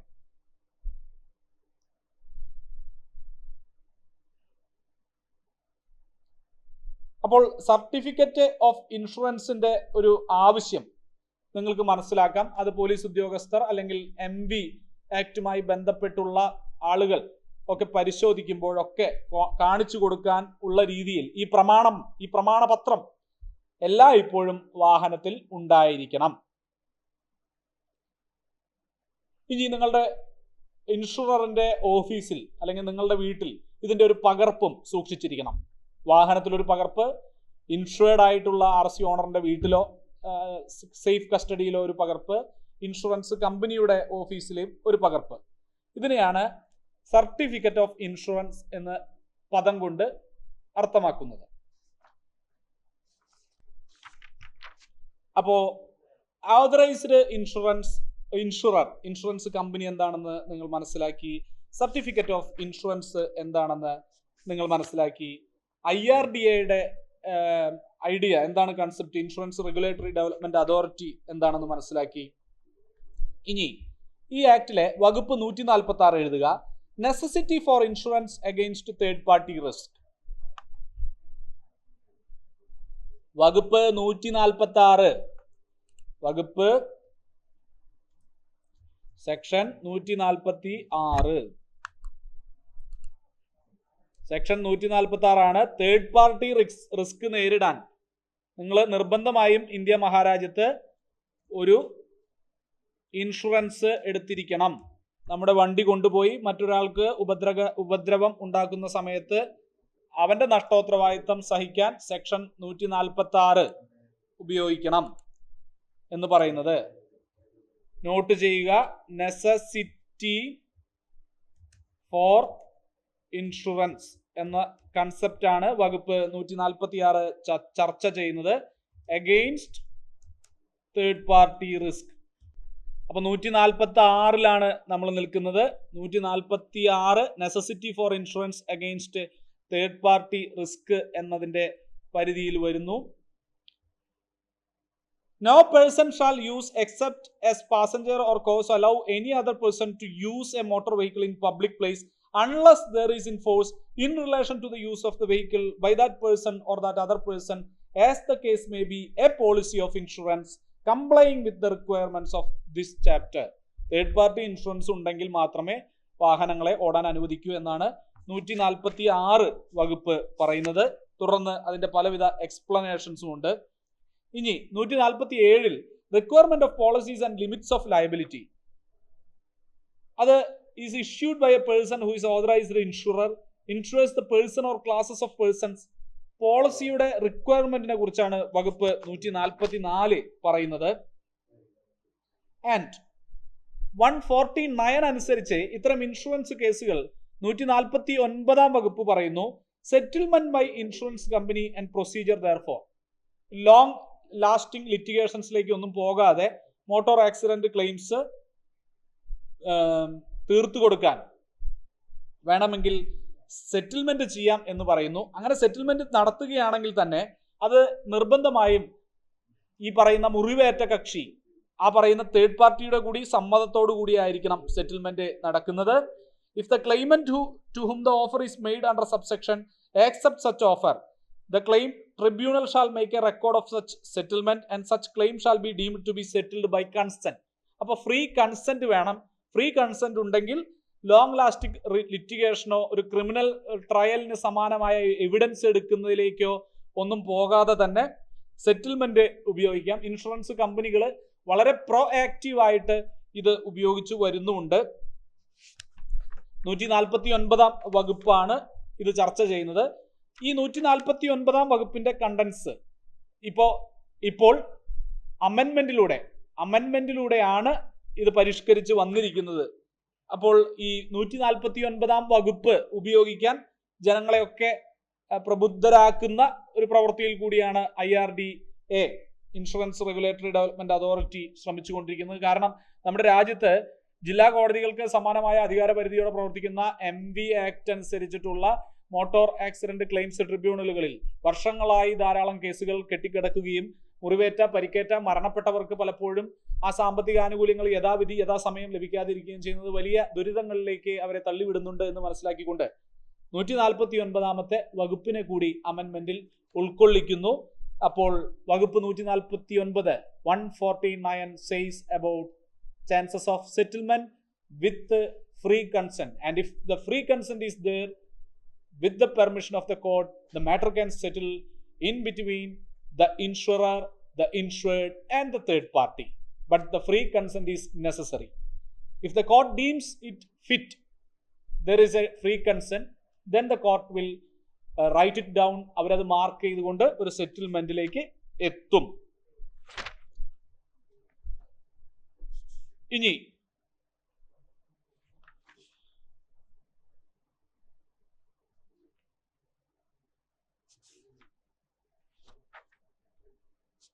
സ്കീം ഫോർ ഗോൾഡൻ അവർ എന്ന് പറയുന്ന ഒരു ഇൻഷുറൻസ് പോളിസിയിലെ ഒരു ഇൻഷുറൻസ് ആക്ടിലെ ഒരു പുതിയ ഒരു 162 വകുപ്പ് കൂടി ഉൾച്ചേർത്തിട്ടുണ്ട്. സ്കീം ഫോർ ഗോൾഡൻ അവർ എന്ന് പറയുന്നത് പലപ്പോഴും മരണം സംഭവിക്കുന്നത് വാഹനാപകടത്തിന്റെ ഇനീഷ്യൽ സ്റ്റേജിലുള്ള ആദ്യ ഒരു മണിക്കൂറിലാണെന്നാണ് പഠനങ്ങൾ സൂചിപ്പിക്കുന്നത്. ഈ സമയത്ത് ഇൻഷുറൻസ് തുക കിട്ടുകയോ ഒപ്പമുള്ള ഗുഡ് സമരിറ്റൻസ് നല്ല സമരിയക്കാരനായി വരുന്ന ഒരാൾക്ക് പണം ഉപയോഗിച്ച് നിങ്ങളുടെ സർജറി നടത്താനോ ഒന്നും കഴിയാത്ത അവസ്ഥയുണ്ടാകും. അപ്പോൾ രാജ്യവ്യാപകമായിട്ട് സെൻട്രൽ ഗവൺമെന്റ് ഇൻഷുറൻസ് കമ്പനിയിൽ നിന്നും മറ്റും ശേഖരിക്കുന്ന ഒരു തുക കൊണ്ട് ഒരു golden hour scheme motor accident ക്ലെയിംസിൽ കൊണ്ടുവരണമെന്ന് പറയുന്നു. ആദ്യ ഒരു മണിക്കൂറിൽ വാഹനാപകടം നടന്ന സമയത്ത് പരിചരണം ഒരുക്കാനും അത്യാവശ്യം വേണ്ട സർജറികൾ മെഡിക്കൽ ഹെൽപ്പൊക്കെ നൽകാൻ ഈ ഗോൾഡൻ അവറിൽ ഈ പറയുന്ന വക മാറ്റിവെച്ചിട്ടുള്ള തുകയിൽ നിന്ന് ഉപയോഗിക്കണം എന്ന് പറഞ്ഞുകൊണ്ടുള്ള സ്കീം ഫോർ ഗോൾഡൻ അവർ എന്ന പദ്ധതിയും 162 വകുപ്പിൽ 162 2-ൽ പുതിയതായിട്ട് ഉൾക്കൊള്ളിച്ചിട്ടുണ്ട്. സോ നിങ്ങൾക്ക് ഷോർട്ട് ആൻസറിലൊക്കെ ചോദ്യം വരാവുന്ന ഒന്നാണ്. What is scheme for golden അവർ?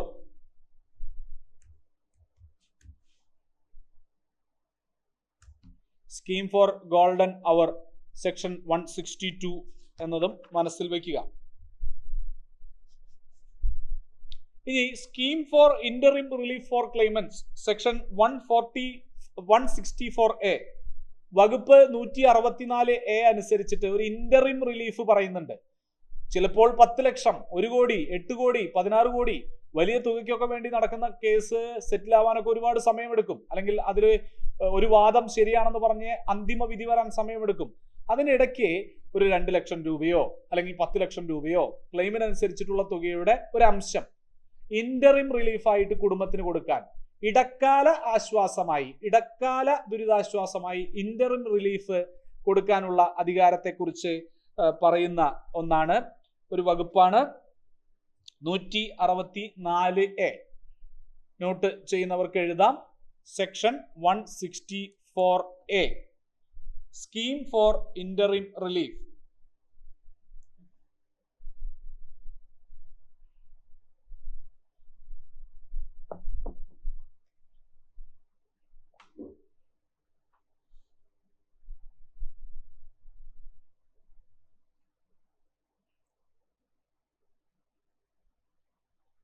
ഒരു ഇടക്കാല ആശ്വാസം, scheme for interim relief under section 164A.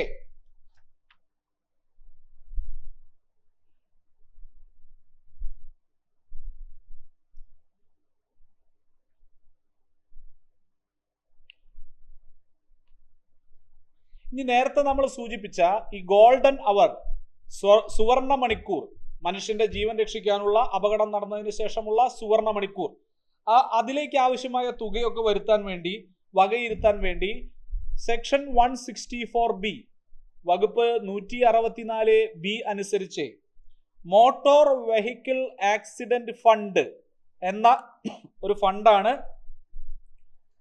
Section 164B അനുസരിച്ച് പറയുന്നത്. Motor vehicle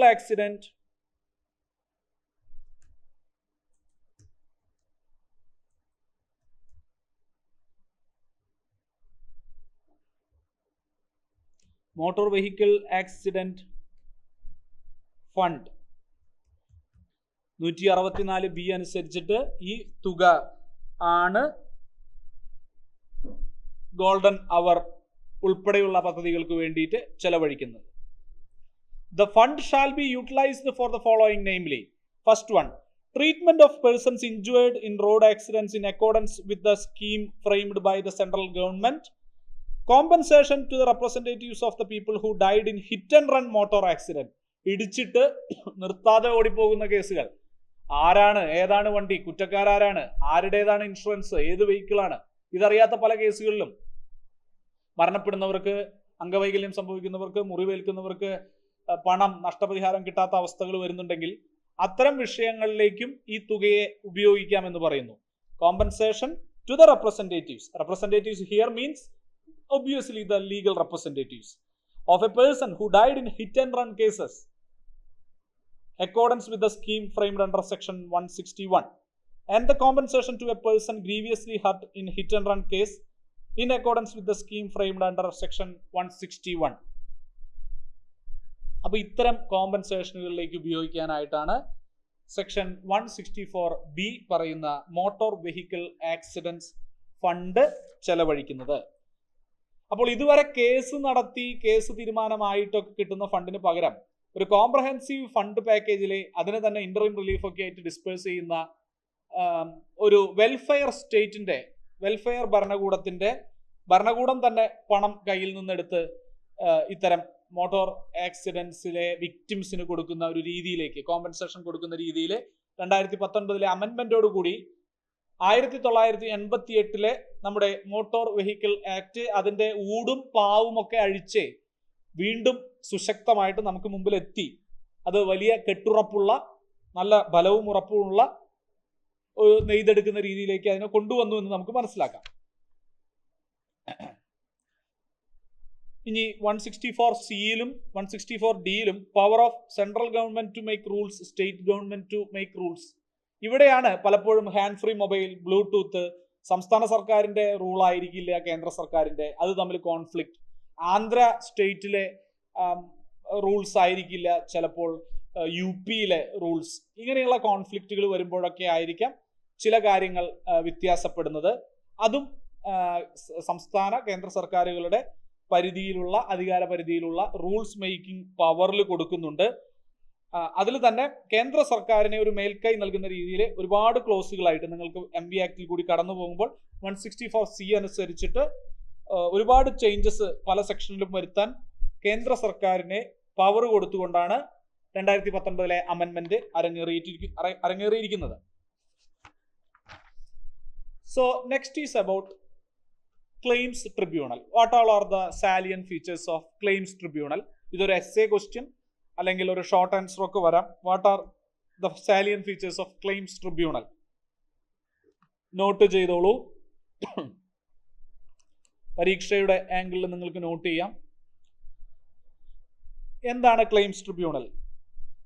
A state government may by notification in official gazette, ഒരു പ്രത്യേക ഏരിയയുടെ പവർ കൊടുത്തിട്ടാണ് ഒരു ട്രിബ്യൂണൽ കൊടുക്കുന്നത്. ഞാൻ നേരത്തെ സൂചിപ്പിച്ചതുപോലെ ജില്ലാ ജഡ്ജിയുടെ പവറിലുള്ള, ഡിസ്ട്രിക്ട് ആൻഡ് സെഷൻസ് ജഡ്ജിയുടെ പവറിലുള്ള അത്തരം അധികാരത്തിലുള്ള ആ അധികാരത്തിൽ ഇരിക്കാൻ യോഗ്യരായവരാണ് MV ആക്ട് പ്രകാരമുള്ള MACT കോടതികൾ, motor accident claim tribunal, MACT കോടതികൾ, MACT കോർട്സിൽ ഇരിക്കുന്നത്. MACT കോർട്സ് എന്ന് പറയുമ്പോഴും അത് ശരിക്കും അതൊരു തരം ട്രിബ്യൂണലുകളുടെ സ്വഭാവമാണ് ഷോ ചെയ്യുന്നത് എന്നും നിങ്ങൾ മനസ്സിലാക്കുക. ഇനി അപ്ലിക്കേഷൻ ഫോർ കോമ്പൻസേഷൻ. ആർക്കൊക്കെയാണ് ഇത്തരം ക്ലെയിം ട്രിബ്യൂണലിന് മുമ്പിൽ അപ്ലിക്കേഷൻ കൊടുക്കാൻ പറ്റുക എന്ന് നോക്കാം. 166 വകുപ്പാണ്, സെക്ഷൻ 166 ആർക്കൊക്കെയാണ് അപ്ലിക്കേഷൻ ഫോർ കോമ്പൻസേഷൻ കൊടുക്കാൻ കഴിയും എന്നതിനെ കുറിച്ച് പറയുന്നത്. അപ്ലിക്കേഷൻ ഫോർ കോമ്പൻസേഷൻ ചാറ്റ് ബോക്സിൽ ഇടുന്നുണ്ട്. ഒരാൾക്ക് മുറിവേറ്റാൽ അയാളുടെ പേരിൽ തന്നെ കോമ്പൻസേഷൻ ആവശ്യപ്പെടാം. പക്ഷെ മരണപ്പെട്ടാലോ അദ്ദേഹത്തിന്റെ ലീഗൽ റെപ്രസെന്റേറ്റീവ്സിനെ അല്ലെങ്കിൽ മറ്റ് ആരെങ്കിലും ഒക്കെ ഏൽപ്പിക്കേണ്ടി വരും. അല്ലെങ്കിൽ അത് സ്വാഭാവികമായിട്ടും അങ്ങനെ തന്നെ ചെയ്യാനുള്ള നിർവാഹമേ ഉള്ളൂ, കാരണം വ്യക്തി മരണപ്പെടുന്നു. സോ ക്ലോസ് എ പറയുന്നു, by the person who has sustain the injury. മുറിവാർക്കാണോ ഏറ്റിരിക്കുന്നത്? മുറിവേറ്റ ആൾക്ക്, the person who has sustained injury can make an application in front of MACT കോടതി അണ്ടർ സെക്ഷൻ 166. 166 അനുസരിച്ചിട്ട് ഒരു പെറ്റീഷൻ കൊണ്ടുപോയി ഇടാം. അടുത്തത് ബി. എ നിങ്ങൾ തന്നെ, ഇഞ്ചുറി സസ്റ്റെയിൻ ചെയ്ത വ്യക്തി തന്നെ. B, by the owner of the property. By the owner of the property. ഒരു വസ്തുവകകൾക്കാണ് ഈ വാഹനം മൂലം നഷ്ടം സംഭവിക്കുന്നതെങ്കിൽ അതിന്റെ ഓണർക്ക് അപ്ലിക്കേഷൻ ഫോർ കോമ്പൻസേഷൻ കൊടുക്കാം. അത് ഈ ഫുൾ കവർ ഡാമേജിലൊക്കെ ഒരു വസ്തു എന്നതിന്റെ പരിധിയിലേക്ക് വാഹനം തന്നെയും വരുന്നതായിരിക്കും. അവരുടെ ഓണറിനെ ആ നഷ്ടോത്തരവാദിത്തം അനുസരിച്ച് ഇൻഷുറൻസ് കമ്പനിയിൽ നിന്ന് കാശ് കിട്ടണമെന്ന് പറഞ്ഞൊരു അപ്ലിക്കേഷൻ വെക്കാം. C, where death has resulted from the accident by all or any of the legal representative. Any of the legal representative, നിയമപ്രകാരമുള്ള അനന്തരാവകാശികൾ എന്ന അർത്ഥത്തിൽ വരുന്ന, അല്ലെങ്കിൽ ഇദ്ദേഹം ഒരു പവർ ഓഫ് അറ്റോർണി ഒക്കെ കൊടുത്ത് ഏൽപ്പിച്ചിരിക്കുന്ന അനന്തരാവകാശികൾ മാത്രമെന്ന അർത്ഥമില്ല. ആരെയാണോ ലീഗലി റെപ്രസെന്റേറ്റ് ചെയ്യാൻ ചുമതലപ്പെടുത്തുന്നത് അവർക്ക് മുന്നോട്ട് വരാം. Or by any agent duly authorised by a person injured or all or any of the legal representative of the deceased. ഒരു ലീഗൽ ഏജന്റ് ആയിട്ട് തന്നെ. അപ്പോൾ അറ്റ് എനി കോസ്റ്റ് ആ വ്യക്തിക്ക് നേരിട്ട് കേസ് നടത്താൻ പറ്റിയില്ലെങ്കിൽ പോലും ആ മരണത്തിന് ഉത്തരവാദിയായവരിൽ നിന്ന്, അവരുടെ ഇൻഷുറൻസ് കമ്പനിയിൽ നിന്ന് ആ ഇൻഷുർഡ് വെഹിക്കിളിനെ തത്തുല്യമായ റിഫ്ലക്റ്റ് ചെയ്യുന്ന ഇൻഷുറൻസിന്റെ തുക മുറിവേറ്റവന്, മരണപ്പെട്ടവന്, അംഗവൈകല്യം സംഭവിച്ചവന് എത്തിച്ചു നൽകുക എന്നതാണ് സെക്ഷൻ 166 അനുസരിച്ചിട്ട് ലോക്കസ് സ്റ്റാൻഡിയായി പറയുന്നത്. പക്ഷേ നമ്മുടെ തൊട്ടയൽപ്പക്കത്ത് നടന്ന ആക്സിഡന്റിനെ നിനക്കോ എനിക്കോ പോയി വക്കാലത്ത് കൊടുക്കാൻ പറ്റില്ല എന്നതും നമ്മളൊന്ന് മനസ്സിലാക്കുന്നു. പബ്ലിക് ഇൻട്രസ്റ്റ് ലിറ്റിഗേഷൻ പോലെ ഇപ്പൊ നേരത്തെ ജഗദീഷ് ശ്രീകുമാറിനെ നടന്ന വാഹനാപകടത്തിൽ നിനക്കോ എനിക്കോ പോയി കേസ് കൊടുക്കാൻ പറ്റില്ല. അത് ജഗദീഷ് ശ്രീകുമാറിന്റെയോ അദ്ദേഹത്തിന്റെ ബന്ധുക്കൾക്കോ പറ്റുന്നു. അല്ലെങ്കിൽ പ്രമുഖ വയലിനിസ്റ്റിനെ ഉണ്ടായ അപകടം, ബാലഭാസ്കറിന്റെ അൺഫോർച്ചുനേറ്റ് ഇൻസിഡന്റ് നിങ്ങൾക്ക് ഓർമ്മയുണ്ട്, നമുക്കൊക്കെ വേദനയുണ്ട്. പക്ഷെ MACT ക്ലെയിംസുമായി ബന്ധപ്പെട്ട ആ കേസ് കൊടുക്കേണ്ടത് മരണപ്പെട്ട അദ്ദേഹത്തിന് ശേഷം അദ്ദേഹത്തിന്റെ ലീഗൽ റെപ്രസെന്റേറ്റീവ്സോ അദ്ദേഹത്തിന്റെ ഏജന്റോ അല്ലെങ്കിൽ ആ വ്യക്തിക്ക് ഇനി ഇഞ്ചുറി മാത്രം സംഭവിച്ച അവസ്ഥയിൽ ആ വ്യക്തി തന്നെയാണ്. അപ്പോൾ പൊതുതാൽപര്യ ഹർജികളുടെ പോലെയൊന്നുമല്ല മോട്ടോർ ആക്സിഡന്റ് ക്ലെയിംസിൽ ആ നഷ്ടം സംഭവിച്ച വ്യക്തികൾ തന്നെ മുന്നോട്ട് വന്നിട്ടാണ് കേസ് നടത്തേണ്ടത് എന്ന് വകുപ്പ് 166 പറഞ്ഞു വെക്കുന്നു.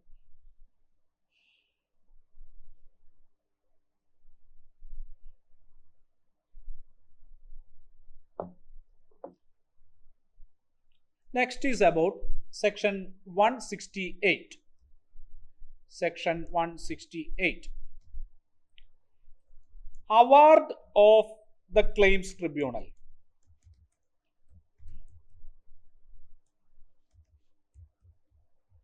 ഇവിടെ അവാർഡ് എന്ന വാക്കുകൊണ്ട് ഉദ്ദേശിക്കുന്നത് ഉത്തരവിനെയാണ്, ജഡ്ജ്മെന്റിനെയാണ്. On recipient of an application for compensation made under section 166, the claims tribunal shall, after giving a notice to every parties of the application to the insurer and giving the parties an opportunities of being heard, അവരെ കേൾക്കാൻ അനുവദിക്കുന്നു. എന്ന് വെച്ച് കഴിഞ്ഞാൽ അവർക്ക് വാദമുഖങ്ങൾ നേരിട്ടോ വക്കീലിൽ കൂടിയൊക്കെ അവതരിപ്പിക്കാനുള്ള ഒരു അവസരം കൊടുക്കുന്നു. എന്നിട്ട് ഇതൊക്കെ കേട്ടതിന് ശേഷം മേ മേക്ക് ആൻ അവാർഡ്. അപ്പൊ എന്തുകൊണ്ടാണ് ഈ മേ മേക്ക് ആൻ അവാർഡ് എന്ന് പറയുന്നത്? വേണമെങ്കിൽ ഒരുപക്ഷെ ഷാൽ എന്ന വാക്ക് ഉപയോഗിക്കുന്നില്ല, അതിന്റെ ഇടയിൽ നേരത്തെ നമ്മൾ പറഞ്ഞ പോലെ ചിലപ്പോൾ സെറ്റിൽമെന്റ് ആയിട്ട് വരാം, അല്ലെങ്കിൽ മറ്റു രീതിയിൽ ഇത് ഒത്തുതീർന്നു എന്നൊക്കെ പറയുകയാണെന്ന് വെച്ചിട്ടുണ്ടെങ്കിൽ അതിനെ ആ ഒരു ഒത്തുതീർപ്പ് എഴുതി വെച്ചുകൊണ്ട് അവസാനിപ്പിക്കാം. അതല്ലെങ്കിൽ എല്ലാ കൂട്ടരെയും കേട്ടതിന് ശേഷം make an award determining the amount of compensation. So in each and every case നിങ്ങൾ ഒരു സൈറ്റിലേക്ക് ഓടിപ്പോയി ഒരു FIR രജിസ്റ്റർ ചെയ്യുമ്പോൾ, ഒരു മോട്ടോർ വാഹന അപകടം നടന്നത് നിങ്ങൾ റിപ്പോർട്ട് ചെയ്യുമ്പോൾ നിങ്ങളുടെ മനസ്സിലുണ്ടാകേണ്ടത് ഒരുപക്ഷെ വർഷങ്ങളുടെ അല്ലെങ്കിൽ വളരെ പെട്ടെന്ന് തന്നെ ഒരു സെറ്റിൽമെന്റിലേക്കൊക്കെ പോയിട്ടും ആ ഇൻഷുറൻസ് തുക വ്യക്തികളിലേക്ക് എത്തുമ്പോൾ ആ വിധിന്യായത്തിൽ ഉണ്ടാവുക നെഗ്ലിജൻസിനെ കുറിച്ച് പറയും, പോലീസ് അത് റിപ്പോർട്ട് ചെയ്തതിനെ കുറിച്ച് പറയും. പക്ഷെ അതിൽ പ്രാധാന്യമുള്ള ഒരു വസ്തുത എന്ന് പറയുന്നത് as A beneficial legislation make an award determining the amount of compensation. അപ്പോ അവാർഡിൽ ഉണ്ടാകുന്ന സംഗതി എന്തായിരിക്കും? Amount of compensation. ഇതിലെ കുറ്റക്കാർക്കെതിരെ മദ്യപിച്ചതിനെതിരെയുള്ള ശിക്ഷ, ആളെ കൊലപ്പെടുത്തിയ മനഃപൂർവ്വമല്ലാത്ത നരഹത്യക്കുള്ള ശിക്ഷ, ഇതൊക്കെ സൈമിൾട്ടേനിയസ്ലി ക്രിമിനൽ നടപടിക്രമങ്ങളുടെ അനുസരിച്ച് ക്രിമിനൽ കേസായിട്ട് സഞ്ചരിക്കുമ്പോഴും മോട്ടോർ ആക്സിഡന്റ് ക്ലെയിംസ് ട്രിബ്യൂണൽ നോക്കുന്നത് ഒരു ക്വാണ്ടം ഫിക്സ് ചെയ്തുകൊണ്ട് ആ എമൗണ്ട്, ഒരു ക്വാണ്ടം ഓഫ് മണി, അത് എത്രയും പെട്ടെന്ന് award determining the amount of compensation which appears to it to be just, നീതിപൂർവമായ ഒരു തുക, and specifying the person or person to whom compensation shall be paid and making the award. The claims tribunal shall specify the amount which shall be paid by the insurer or owner or driver of the vehicle involved in the accident or by all of any of them. ഇനി ഈ തുക കൊടുക്കേണ്ടത് ഈ പറഞ്ഞ വിധി പല പല ഘടകങ്ങൾ പരിശോധിച്ചതിന് ശേഷം ഒന്നെങ്കിൽ ഇൻഷുറർ ആയിട്ടുള്ള ഇൻഷുറൻസ് കമ്പനി നീ മുഴുവനായിട്ട് കൊടുക്കൂ, അല്ല ഇനി മദ്യപിച്ച കേസാണ്, അശ്രദ്ധമായി വണ്ടി ഓടിച്ച കേസാണ്, മൊത്തം 1 ലക്ഷം രൂപയാണ് കൊടുക്കേണ്ടത്, 50,000 രൂപ ഇൻഷുറൻസ് കമ്പനി കൊടുക്കൂ, 25,000 രൂപ RC ഓണർ കൊടുക്കൂ, 25,000 രൂപ മോശമായ രീതിയിൽ വാഹനം ഓടിച്ച ഡ്രൈവർ കൊടുക്കൂ. അങ്ങനെയും വരാം. ആ ക്വാണ്ടം ഫിക്സ് ചെയ്തിട്ട് അതിനെ സ്പ്ലിറ്റ് ചെയ്യാം. എന്തു തന്നെയായാലും ഈ തുക കിട്ടുന്നത് മുറിവേറ്റ, അംഗവൈകല്യം സംഭവിച്ച, മരണപ്പെട്ട അവർക്കാണ്. ഇപ്പുറത്ത് ഒരാൾക്കോ ഒരു കൂട്ടം ആളുകൾക്കോ, അതായത് ഒരു പാർട്ടിക്കോ ഒന്നിലധികം പാർട്ടികൾക്കോ, ഉദാഹരണത്തിന് ഡ്രൈവറുടെ മുതലാളി, RC ഓണർ, ഇൻഷുറൻസ് കമ്പനി ഇവരെയൊക്കെ കൂട്ടി പെറുക്കി നുള്ളി സ്വരുക്കൂട്ടി ഈ ഗവൺമെന്റിന് വേണ്ടിയും MACT കോടതികൾ ചെയ്യുന്നത് ഒരു വലിയൊരു തുക കഴിയുമെങ്കിൽ ആശ്വാസമായിട്ട് ഈ ദുരിതം അനുഭവിക്കുന്ന ആളിനെ എത്തിച്ചു നൽകാനാണ് ശ്രമിക്കുന്നത്. അപ്പൊ ഇൻഷുറൻസ് കമ്പനി പ്രാക്ടിക്കലി എന്ത് ചെയ്യും? എൻ്റെ പേരിൽ കുറ്റമില്ല പൊന്നു സാറേ എന്ന രീതിയിൽ മാക്സിമം ഈ ക്ലെയിമിന്റെ എമൗണ്ട് ഇൻഷുറൻസ് കമ്പനി കുറയ്ക്കാൻ നോക്കും. ഇത് പോളിസി വയലേഷനുള്ള മാറ്ററാണ്, ഇത് മദ്യപിച്ച് വണ്ടി ഓടിച്ച മാറ്ററാണ്, ഇത് 279 18384 ഓഫ് MV ആക്ടും 279 IPCയും ഒക്കെയുള്ള മാറ്ററാണ്. ഇതിൽ നെഗ്ലിജൻസ്, ഗ്രോസ് നെഗ്ലിജൻസിനേക്കാൾ കൂടുതലായിട്ട് പോളിസി വയലേഷൻസ് ആണ് സംഭവിച്ചിരിക്കുന്നത്. അത്തരം പോളിസി വയലേഷൻസ് സംഭവിച്ച മാറ്ററിൽ ഒരു ഇൻഷുറൻസ് കമ്പനി എന്ന രീതിയിൽ എനിക്ക് ആ ഒരു ലയബിലിറ്റി ഫുൾഫില്ല് ചെയ്യാൻ, ഇൻഡെമിനിഫൈ ചെയ്യാനുള്ള ഉത്തരവാദിത്തം ഇല്ല ബഹുമാനപ്പെട്ട കോടതി എന്നൊക്കെ ഇൻഷുറൻസ് കമ്പനിയുടെ വക്കീൽ പറയും. അപ്പോൾ ഈ RC ഓണർ എന്ത് പറയും? അല്ല, ഞാൻ നല്ല ഇൻഷുറൻസ് പോളിസി എടുത്തിട്ടുണ്ടായിരുന്നു, 1 വർഷത്തിന്റെ ഭംഗിയുള്ള ഇൻഷുറൻസ് പോളിസിയാണ്, ഞാൻ പുക ടെസ്റ്റിംഗ് ഒക്കെ നടത്തിയിട്ടുണ്ട്, ഞാൻ RC ബുക്ക് കൃത്യമായി ക്യാരി ചെയ്തിരുന്നു, ഞാനും എൻ്റെ ഡ്രൈവറും തമ്മിൽ ഒരു ഏജൻസി കോൺട്രാക്ട് അനുസരിച്ച് വികാരിയസ് ലയബിലിറ്റിയിലാണ് അയാൾ വണ്ടി ഓടിച്ചിരിക്കുന്നത്, അതിന് പ്രോപ്പറായിട്ട് സർട്ടിഫിക്കേഷൻ ഉണ്ട്, അയാളുടെ ബ്ലഡ് ടെസ്റ്റ് ചെയ്തതിനൊന്നും മദ്യപിച്ചതിൻ്റെ ഇതില്ല, അല്ലെങ്കിൽ എൻ്റെ കുറ്റമല്ല, എൻ്റെ ഡ്രൈവർ ഒറ്റയ്ക്ക് ഉണ്ടാക്കിയ കുറ്റമാണ് എന്നൊക്കെയുള്ള ഒരു വാദം എടുക്കും. ഇനി ഡ്രൈവറായിട്ടുള്ള ആ വ്യക്തി വന്നിട്ട് പറയും സാഹചര്യങ്ങളൊക്കെ ഇങ്ങനെ സംഭവിച്ചു, അതൊരു ആക്സിഡൻ്റൽ അവസ്ഥയായിരുന്നു, ഞാൻ എൻ്റെ മുതലാളിയുടെ വാഹനം ഓടിച്ചു, ഈ വണ്ടി എൻ്റെ അല്ല, ഈ ഇൻഷുറൻസ് ഞാനല്ല എടുത്തിരിക്കുന്നത്, ഇൻഷുറൻസ് കമ്പനിയും എൻ്റെ വണ്ടിയുടെ വാഹന ഉടമയുമായിട്ടുള്ള മുതലാളിയും തമ്മിലുള്ള ബന്ധത്തിൽ അവർ തമ്മിലാണ് ഈ തുക മുറിവേറ്റ ആൾക്ക് കൊടുത്തു തീർക്കേണ്ടത്, പാവം ഡ്രൈവറായ എന്നോട് ക്ഷമിക്കണം എന്നിങ്ങനെയൊക്കെയുള്ള ഈ വാദോന്മുഖങ്ങളാണ്, ഈ വാദങ്ങളാണ് ബഹുമാനപ്പെട്ട MACT കോടതിയിൽ നിങ്ങൾ അരമണിക്കൂർ നിരീക്ഷിച്ചിരുന്നാൽ അവിടെ കാണുക. ഇതിൻ്റെ ഒരു ലോജിക്ക് നിങ്ങൾക്ക് മനസ്സിലായി എന്ന് വിചാരിക്കുന്നു. At the end of the day MV act 168 വകുപ്പ് അനുസരിച്ച് ഒരു award of claims tribunal award ചെയ്യുന്നു. സോ ഇത്രയുമാണ് ട്രിബ്യൂണൽ ആക്ട് അനുസരിച്ചിട്ട് ഇതിൻ്റെ പ്രാഥമികമായിട്ടുള്ള കാര്യങ്ങളെ പറ്റി പറയുന്നത്. ഇനി സ്വാഭാവികമായിട്ടും ഇതിൽ അപ്പീലുണ്ട്, അനുവദിച്ച തുക കൂടിപ്പോയി എന്ന് പറഞ്ഞിട്ട് ഇൻഷുറൻസ് കമ്പനിക്ക് അപ്പീൽ ചെയ്യാം, അല്ലെങ്കിൽ ഡ്രൈവർക്കോ RC ഓണർക്കോ ലയബിലിറ്റി വന്നിട്ടുണ്ടെങ്കിൽ അവർക്ക് അതിനെതിരെ അപ്പീൽ ചെയ്യാം, തുക കുറഞ്ഞുപോയി എന്ന രീതിയിൽ മരണപ്പെട്ട അല്ലെങ്കിൽ മുറിവേറ്റ ആളുകൾക്ക് അവരുടെ ലീഗൽ റെപ്രസെൻറ്റേറ്റീവ്സിന് പോവാം. അപ്പൊ ചുരുക്കത്തിൽ ഈ കേസ് കുറച്ച് വർഷങ്ങളായിട്ട് ഇഴഞ്ഞു നീങ്ങാൻ സാധ്യതയുണ്ട്. അതുകൊണ്ടൊക്കെയാണ് പുതിയ അമെൻമെന്റ് അനുസരിച്ചിട്ട് വേണമെങ്കിൽ സെറ്റിൽമെന്റിന് ഉള്ള ഒരു അവസരം ഒരുക്കിക്കൊണ്ട് സെക്ഷൻ 149 അപ്ലിക്കേഷൻ പുതിയ ഭേദഗതി 2019 കൊണ്ടുവന്നിരിക്കുന്നത്.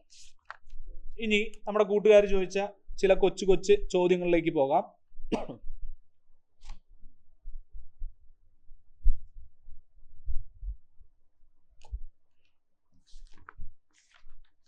ഈ ഹെൽമെറ്റ്, സീറ്റ് ബെൽറ്റ് അങ്ങനെയുള്ള കാര്യങ്ങളെ കുറിച്ചിട്ടൊക്കെ പറയുന്നുണ്ട്. അദ്ദേഹത്തിന് ഷിബിൻ വീണ്ടും ചോദിച്ചിരിക്കുന്നു, പുതിയ ആക്ടിലെ അമെൻമെന്റ് അനുസരിച്ചിട്ട് ഉള്ള ഭാഗങ്ങളിൽ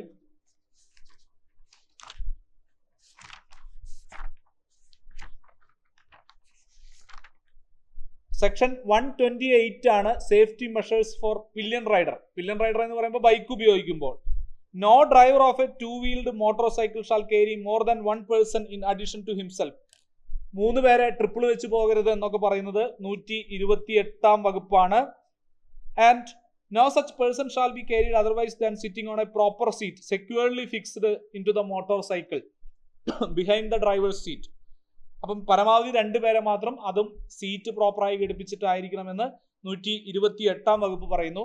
പിന്നെ നമ്മളെല്ലാവരും ഉത്സാഹത്തോടെ നോക്കുന്ന ഹെൽമറ്റ്, നമ്മുടെ സേഫ്റ്റി ഗിയർ കൂടിയായ ഹെഡ് ഗിയർ, വകുപ്പ് 129 അമെൻമെന്റോട് കൂടി പറയുന്നു wearing of protective head gear. 129 ആണ് ഹെഡ് ഗിയറിനെ കുറിച്ച് പറയുന്നത്. Every person above 4 years of age, 4 വയസ്സ് കഴിഞ്ഞ 5 വയസ്സ് തൊട്ടുള്ള കുട്ടികൾക്ക് driving or riding or being carried on A motor cycle of any class or description shall while in A public place where protective head gear conforming to such standards as may be prescribed by the central government. നല്ല ക്വാളിറ്റിയുള്ള central government prescribe ചെയ്ത ക്വാളിറ്റിയുള്ള head gear ധരിക്കണം. And protective head gear എന്നതിന്റെ definition ചോദിക്കുമ്പോൾ, by virtue of its shape, material and construction could reasonably be expected to afford the person driving or riding on a motorcycle a degree of protection from injury. വെറുതെ തണ്ണിമത്തനെടുത്ത് വെച്ചോ അല്ലെങ്കിൽ ഒരു ചെറിയ തൊപ്പി പോലെ വെച്ചിട്ടൊന്നും പോരാ. അത് ഒരു ഇഞ്ചുറി വന്നാൽ ഇഞ്ചുറി തലക്കേൽക്കാത്ത പോലെ ഉള്ള ബലവത്തായ സംഗതിയായിരിക്കണം. Is securely fasten to the head of the wearer by means of straps. അതിനെ ഒരു സ്ട്രാപ്പ് ഉണ്ടായിരിക്കണം. Or other fastening provided on the headgear. അത്തരം ഒരു പ്രോപ്പർ ഹെഡ് ഗിയറിനെ കുറിച്ചിട്ടാണ് പറയുന്നത്. ജോ പ്രൊട്ടക്ഷനും ഒക്കെയുള്ള ഹെഡ് ഗിയർ. പിന്നെ person to person it's different. ചിലര് അവരുടേതായ രീതിയിൽ ഇത് കസ്റ്റമൈസ് ചെയ്യുന്നു. ഇപ്പോൾ ഇത് പറയുമ്പോൾ സ്വാഭാവികമായി ചോദിക്കാറുള്ള ഒരു സംശയമാണ്, പഞ്ചാബികൾ ടർബൻ ധരിച്ചുകൊണ്ട് സഞ്ചരിക്കുന്നു, അവർക്ക് ഇതൊന്നും ബാധകമല്ലേ? ചില റിലീജിയസ് കൾച്ചർ രീതികൾ അനുസരിച്ച്, അത്തരം വിശ്വാസങ്ങൾ അനുസരിച്ചിട്ടുള്ള ജനവിഭാഗങ്ങളുള്ള ഇന്ത്യയിൽ എല്ലാ സംസ്ഥാനത്തും ഒരുപോലെ ഇത് നടപ്പിലാക്കാൻ കഴിഞ്ഞിട്ടില്ല. ഇപ്പൊ ഡൽഹിയിലൊക്കെ 2 സീറ്റിലും പില്യൺ റൈഡർക്കും ഫ്രണ്ട് സീറ്റിലും നിർബന്ധമായി ഹെൽമെറ്റ് പറയുമ്പോൾ, കേരളത്തിൽ അതിപ്പോൾ പറയുന്നുണ്ടെങ്കിലും അത് അത്ര കണ്ട് നടപ്പിലാക്കി വരുന്നില്ല എന്നൊരു യാഥാർത്ഥ്യം നിങ്ങൾക്കറിയാം. പിന്നെ സഞ്ചരിക്കേണ്ട രീതികൾ, ഇപ്പൊ സ്ത്രീകൾ ഉൾപ്പെടെ, നമ്മുടെയൊക്കെ അമ്മമാരുടെ കാലഘട്ടത്തിൽ ഉൾപ്പെടെ സാരി ധരിക്കുന്നവർ ഒരു സൈഡിലേക്ക് കാലിട്ട് സഞ്ചരിക്കുന്നതൊക്കെ പലപ്പോഴും അശാസ്ത്രീയമാണ്. മുടിയൊക്കെ അമ്മക്കെട്ട് കെട്ടുന്നവരൊന്നും ഹെൽമെറ്റ് ധരിക്കാൻ വിമുഖത പ്രകടിപ്പിക്കുമ്പോൾ നമ്മുടെ പോലീസ് എൻഫോഴ്സിംഗ് ഏജൻസികൾ പോലും പരിശോധനകളിൽ ഫ്രണ്ട് വണ്ടി ഓടിക്കുന്ന മെയിൻ റൈഡർക്ക് ഹെൽമെറ്റ് ഉണ്ടോ എന്ന് മാത്രം നോക്കിക്കൊണ്ട് മുന്നോട്ട് പോകുന്ന ഒരു സാധ്യതകൾ ഇവിടെ നിലനിൽക്കുന്നുണ്ട്. അപ്പോൾ നിയമത്തിന് ഒരു പരിധി വരെയൊക്കെ നമുക്ക് ഇത് നടപ്പിലാക്കുന്നതിന് ഒരു കർശനമായ വാളോങ്ങാൻ സാധിക്കുകയുള്ളൂ. കുറെയൊക്കെ ഈ മോട്ടോർ ആക്സിഡന്റിൽ നിന്ന് ഒഴിവാവാൻ ദ മോട്ടോർ വെഹിക്കിൾ ആക്ട് 1988 അന്തസത്ത ഉൾക്കൊണ്ടുകൊണ്ട് ജീവിക്കാൻ ഉതകുന്ന രീതിയിൽ ഉയർന്നു ചിന്തിക്കുന്ന ഒരു സമൂഹം വന്നെങ്കിൽ മാത്രമേ ഇത്തരം പ്രൊട്ടക്റ്റീവ് ഹെഡ് ഗിയർ അല്ലെങ്കിൽ ബ്ലൂടൂത്ത് ഉപയോഗിക്കുമ്പോൾ ശ്രദ്ധ തിരിയുമോ, ഇതൊക്കെ ജനം തന്നെ ഉയർന്നു ചിന്തിച്ച് ഈ ആക്ടിനനുസരിച്ച് സ്റ്റെപ്പ് എടുക്കേണ്ട ഒരുപാട് കാര്യങ്ങളാണ്. അപ്പൊ കുറെയൊക്കെ നമുക്ക് ഫൈൻ ഈടാക്കാം, പിഴ ഈടാക്കാം, കർബ് ചെയ്യാം. ചില കാര്യങ്ങൾ, ചില ഒഴിവുകഴിവുകൾ ചിലതൊക്കെ റീസണബിൾ ആയിട്ടുള്ളവർക്ക് കൊടുക്കേണ്ടി വരും.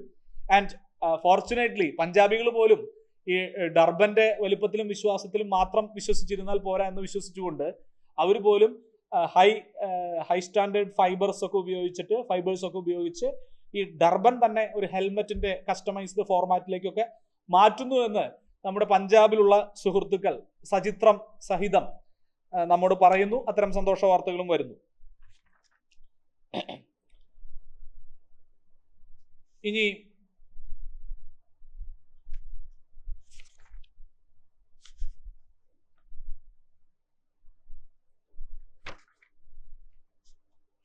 അത്തരം സേഫ് ഗിയേഴ്സും മറ്റുമാണ് ഈ തുടക്കത്തിലുള്ള 100 മുതൽ 130 വരെയുള്ള സെക്ഷനുകളിലൊക്കെ പറഞ്ഞു പോകുന്നത്. അപ്പൊ ജനറലി നിങ്ങൾ കഴിയുന്ന സമയത്ത് ഇതൊന്ന് വായിക്കുക. ഇതിൽ തന്നെ ഒരുപാട് ഒഫൻസുകളെ കുറിച്ചിട്ടും അതിന്റെ പണിഷ്മെന്റിനെ കുറിച്ചിട്ടും പറയുന്ന ഭാഗങ്ങളുണ്ട്. വിസ്താര ഭയത്താൽ ഞാൻ അതിലേക്ക് കടക്കുന്നില്ല. എന്നാലും general provisions for punishment of ഒഫൻസിലെ penalty for traveling without pass or ticket and for dereliction of duty on the part of the conductor and refusal. ഈ ബസ്സിലെ യാത്രകളൊക്കെ ബന്ധപ്പെട്ടിട്ടാണ് പറയുന്നത്. ആൻഡ് വാഹനങ്ങളിലേക്ക് നേരിട്ട് വരുമ്പോൾ allowing unauthorized person to drive vehicles 180 അനുസരിച്ചിട്ട് fine 5000 rupees അല്ലെങ്കിൽ 3 മാസം തടവ് വരെ കൊടുക്കാവുന്ന ശിക്ഷയായിട്ട് പറയുന്നുണ്ട്. അൺഓതറൈസ്ഡ് പേഴ്സൺസിന് വെഹിക്കിൾ ഓടിക്കാൻ കൊടുക്കുന്നതുമായി ബന്ധപ്പെട്ട്, അതായത് ഓതറൈസ്ഡ് പേഴ്സൺസ് ഓടിക്കേണ്ട വെഹിക്കിൾസിനെ കുറിച്ചാണ് അത് പറയുന്നത്. പിന്നെ 182 തൊട്ടിട്ടാണ് ഒഫൻസസ് റിലേറ്റിംഗ് ടു ലൈസൻസ് ഇല്ലാതിരിക്കുക, 10,000 രൂപ വരെ പണിഷ്മെന്റ് കൊടുക്കാവുന്ന രീതിയിലൊക്കെ ആക്ട് പറയുന്നു. പക്ഷെ സ്വാഭാവികമായിട്ടും നമ്മുടെ മജിസ്ട്രേറ്റ് കോടതികൾ, നമ്മുടെ ജുഡീഷ്യൽ സിസ്റ്റം 2,000-3,000 രൂപയൊക്കെ വാങ്ങി ജനത്തിന് അടയ്ക്കാൻ പറ്റാവുന്ന ഒരു ഫൈൻ അടയ്ക്കാൻ പറ്റാവുന്ന തുക വാങ്ങിക്കൊണ്ട് പ്രാക്ടിക്കലി ഇതിനെ ഫൈൻ അടച്ച് പോകാൻ സമ്മതിക്കുന്നതും നമ്മൾ കാണും. അല്ലാതെ ഈ മനുഷ്യരെ മുഴുവൻ മോട്ടോർ വെഹിക്കിൾ ആക്ടുമായി ബന്ധപ്പെട്ട വയലേഷൻസിന് എല്ലാവരെയും ജയിലിലേക്ക് കൊണ്ടുപോയി ഇടണമെന്ന ആഗ്രഹമൊന്നും ഇന്ത്യൻ നീതിന്യായ കോടതികൾക്കില്ല എന്ന വസ്തുതയും ഇവിടെ പരാമർശിച്ചു കൊള്ളട്ടെ. ഇനി 183 നമ്മൾ ഓൾറെഡി പഠിച്ചു. ഇന്ത്യൻ ശിക്ഷാ നിയമത്തിന്റെ 279 വകുപ്പിൽ ഉണ്ട് എക്സസീവ് സ്പീഡ്, അലക്ഷ്യമായി അശ്രദ്ധമായിട്ടൊക്കെ വണ്ടി ഓടിക്കുന്നത്. അതിന് കൂടുതൽ ഒരു ഗ്രാവിറ്റി കൊടുക്കാൻ MB ആക്ടിൽ 279 കൂടെ നിങ്ങൾക്ക് കോമയിട്ട് സമൻസിൽ ചേർക്കാവുന്ന വകുപ്പാണ്. നിങ്ങൾ നാളെ സമൻസ് ഒക്കെ തയ്യാറാക്കി കൊടുക്കുമ്പോൾ ഫൈൻ ഈടാക്കുമ്പോഴൊക്കെ ചേർക്കാവുന്ന വകുപ്പാണ് 183. ഡ്രൈവിംഗ് അറ്റ് എക്സസീവ് സ്പീഡാണ് വകുപ്പ് 183 പറയുന്നത്. വകുപ്പ് 183. Whoever drives or causes any person who is employed by him or subjects someone under his control to drive in contravention of the speed limits referred in section 112. 112 വകുപ്പിൽ already speed limit പറഞ്ഞിട്ടുണ്ട്. അത് violate ചെയ്യുന്നവർക്ക് 183 അനുസരിച്ച് punishment കൊടുക്കാമെന്നാണ് പറയുന്നത്.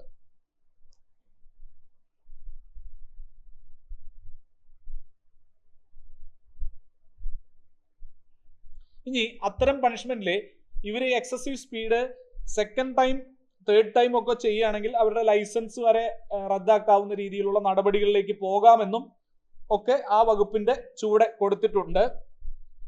Section 184 driving dangerously എന്നാണ് പറയുന്നത്. അടുത്തൊരു വകുപ്പ്, whoever drives a motor vehicle at a speed or in a manner which is dangerous to the public or which causes a sense of alarm or distress to the occupants of the vehicle or road users.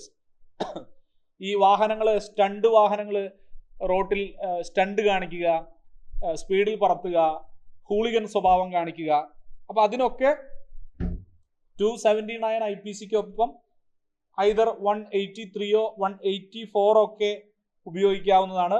അതിന്റെ സബ്സെക്ഷനുകളിൽ പറയുന്നു, jumping a red light, ചുവന്ന light signal കാണിച്ചിട്ട് നിർത്താതെ പോവുക, violating a stop sign, use of hand held communication devices while driving.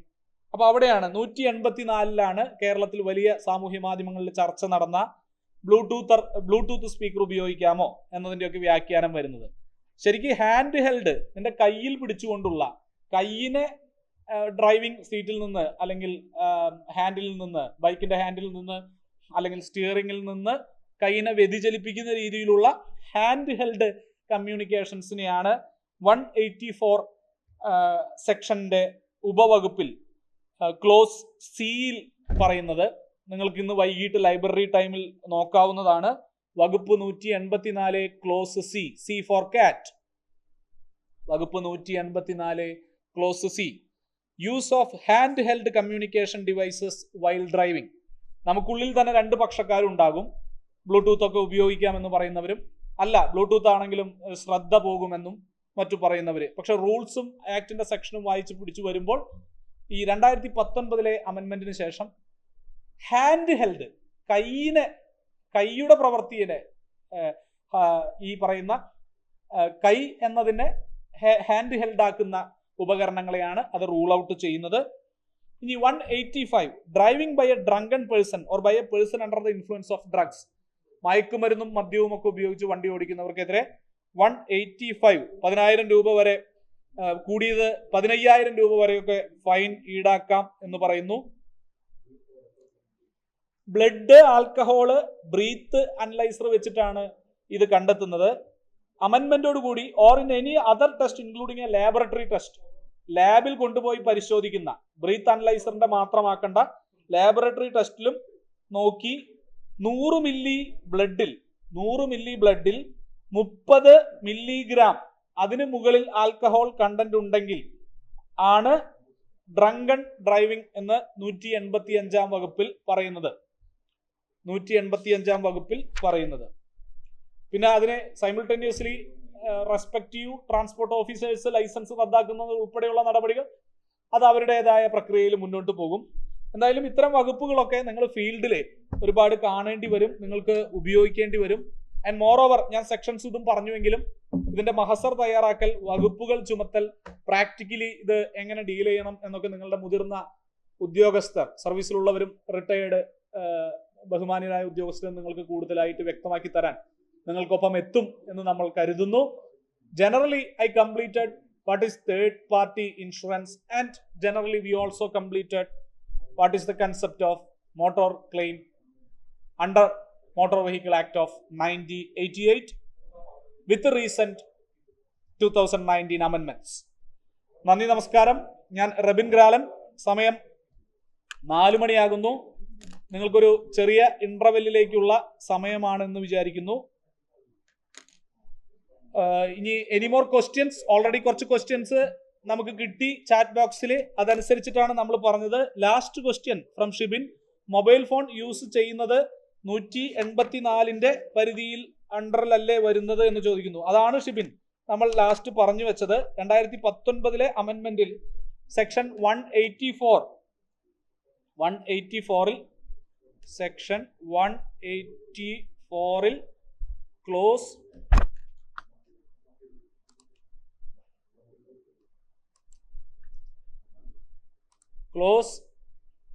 C, explanation സിയിലാണ് ഈ mobile phone use ചെയ്യുന്നത്. പക്ഷെ അപ്പോഴും ആ വ്യാഖ്യാനം, നിയമം എപ്പോഴും വ്യാഖ്യാനത്തിലാണ് മുന്നോട്ട് പോകുന്നത്.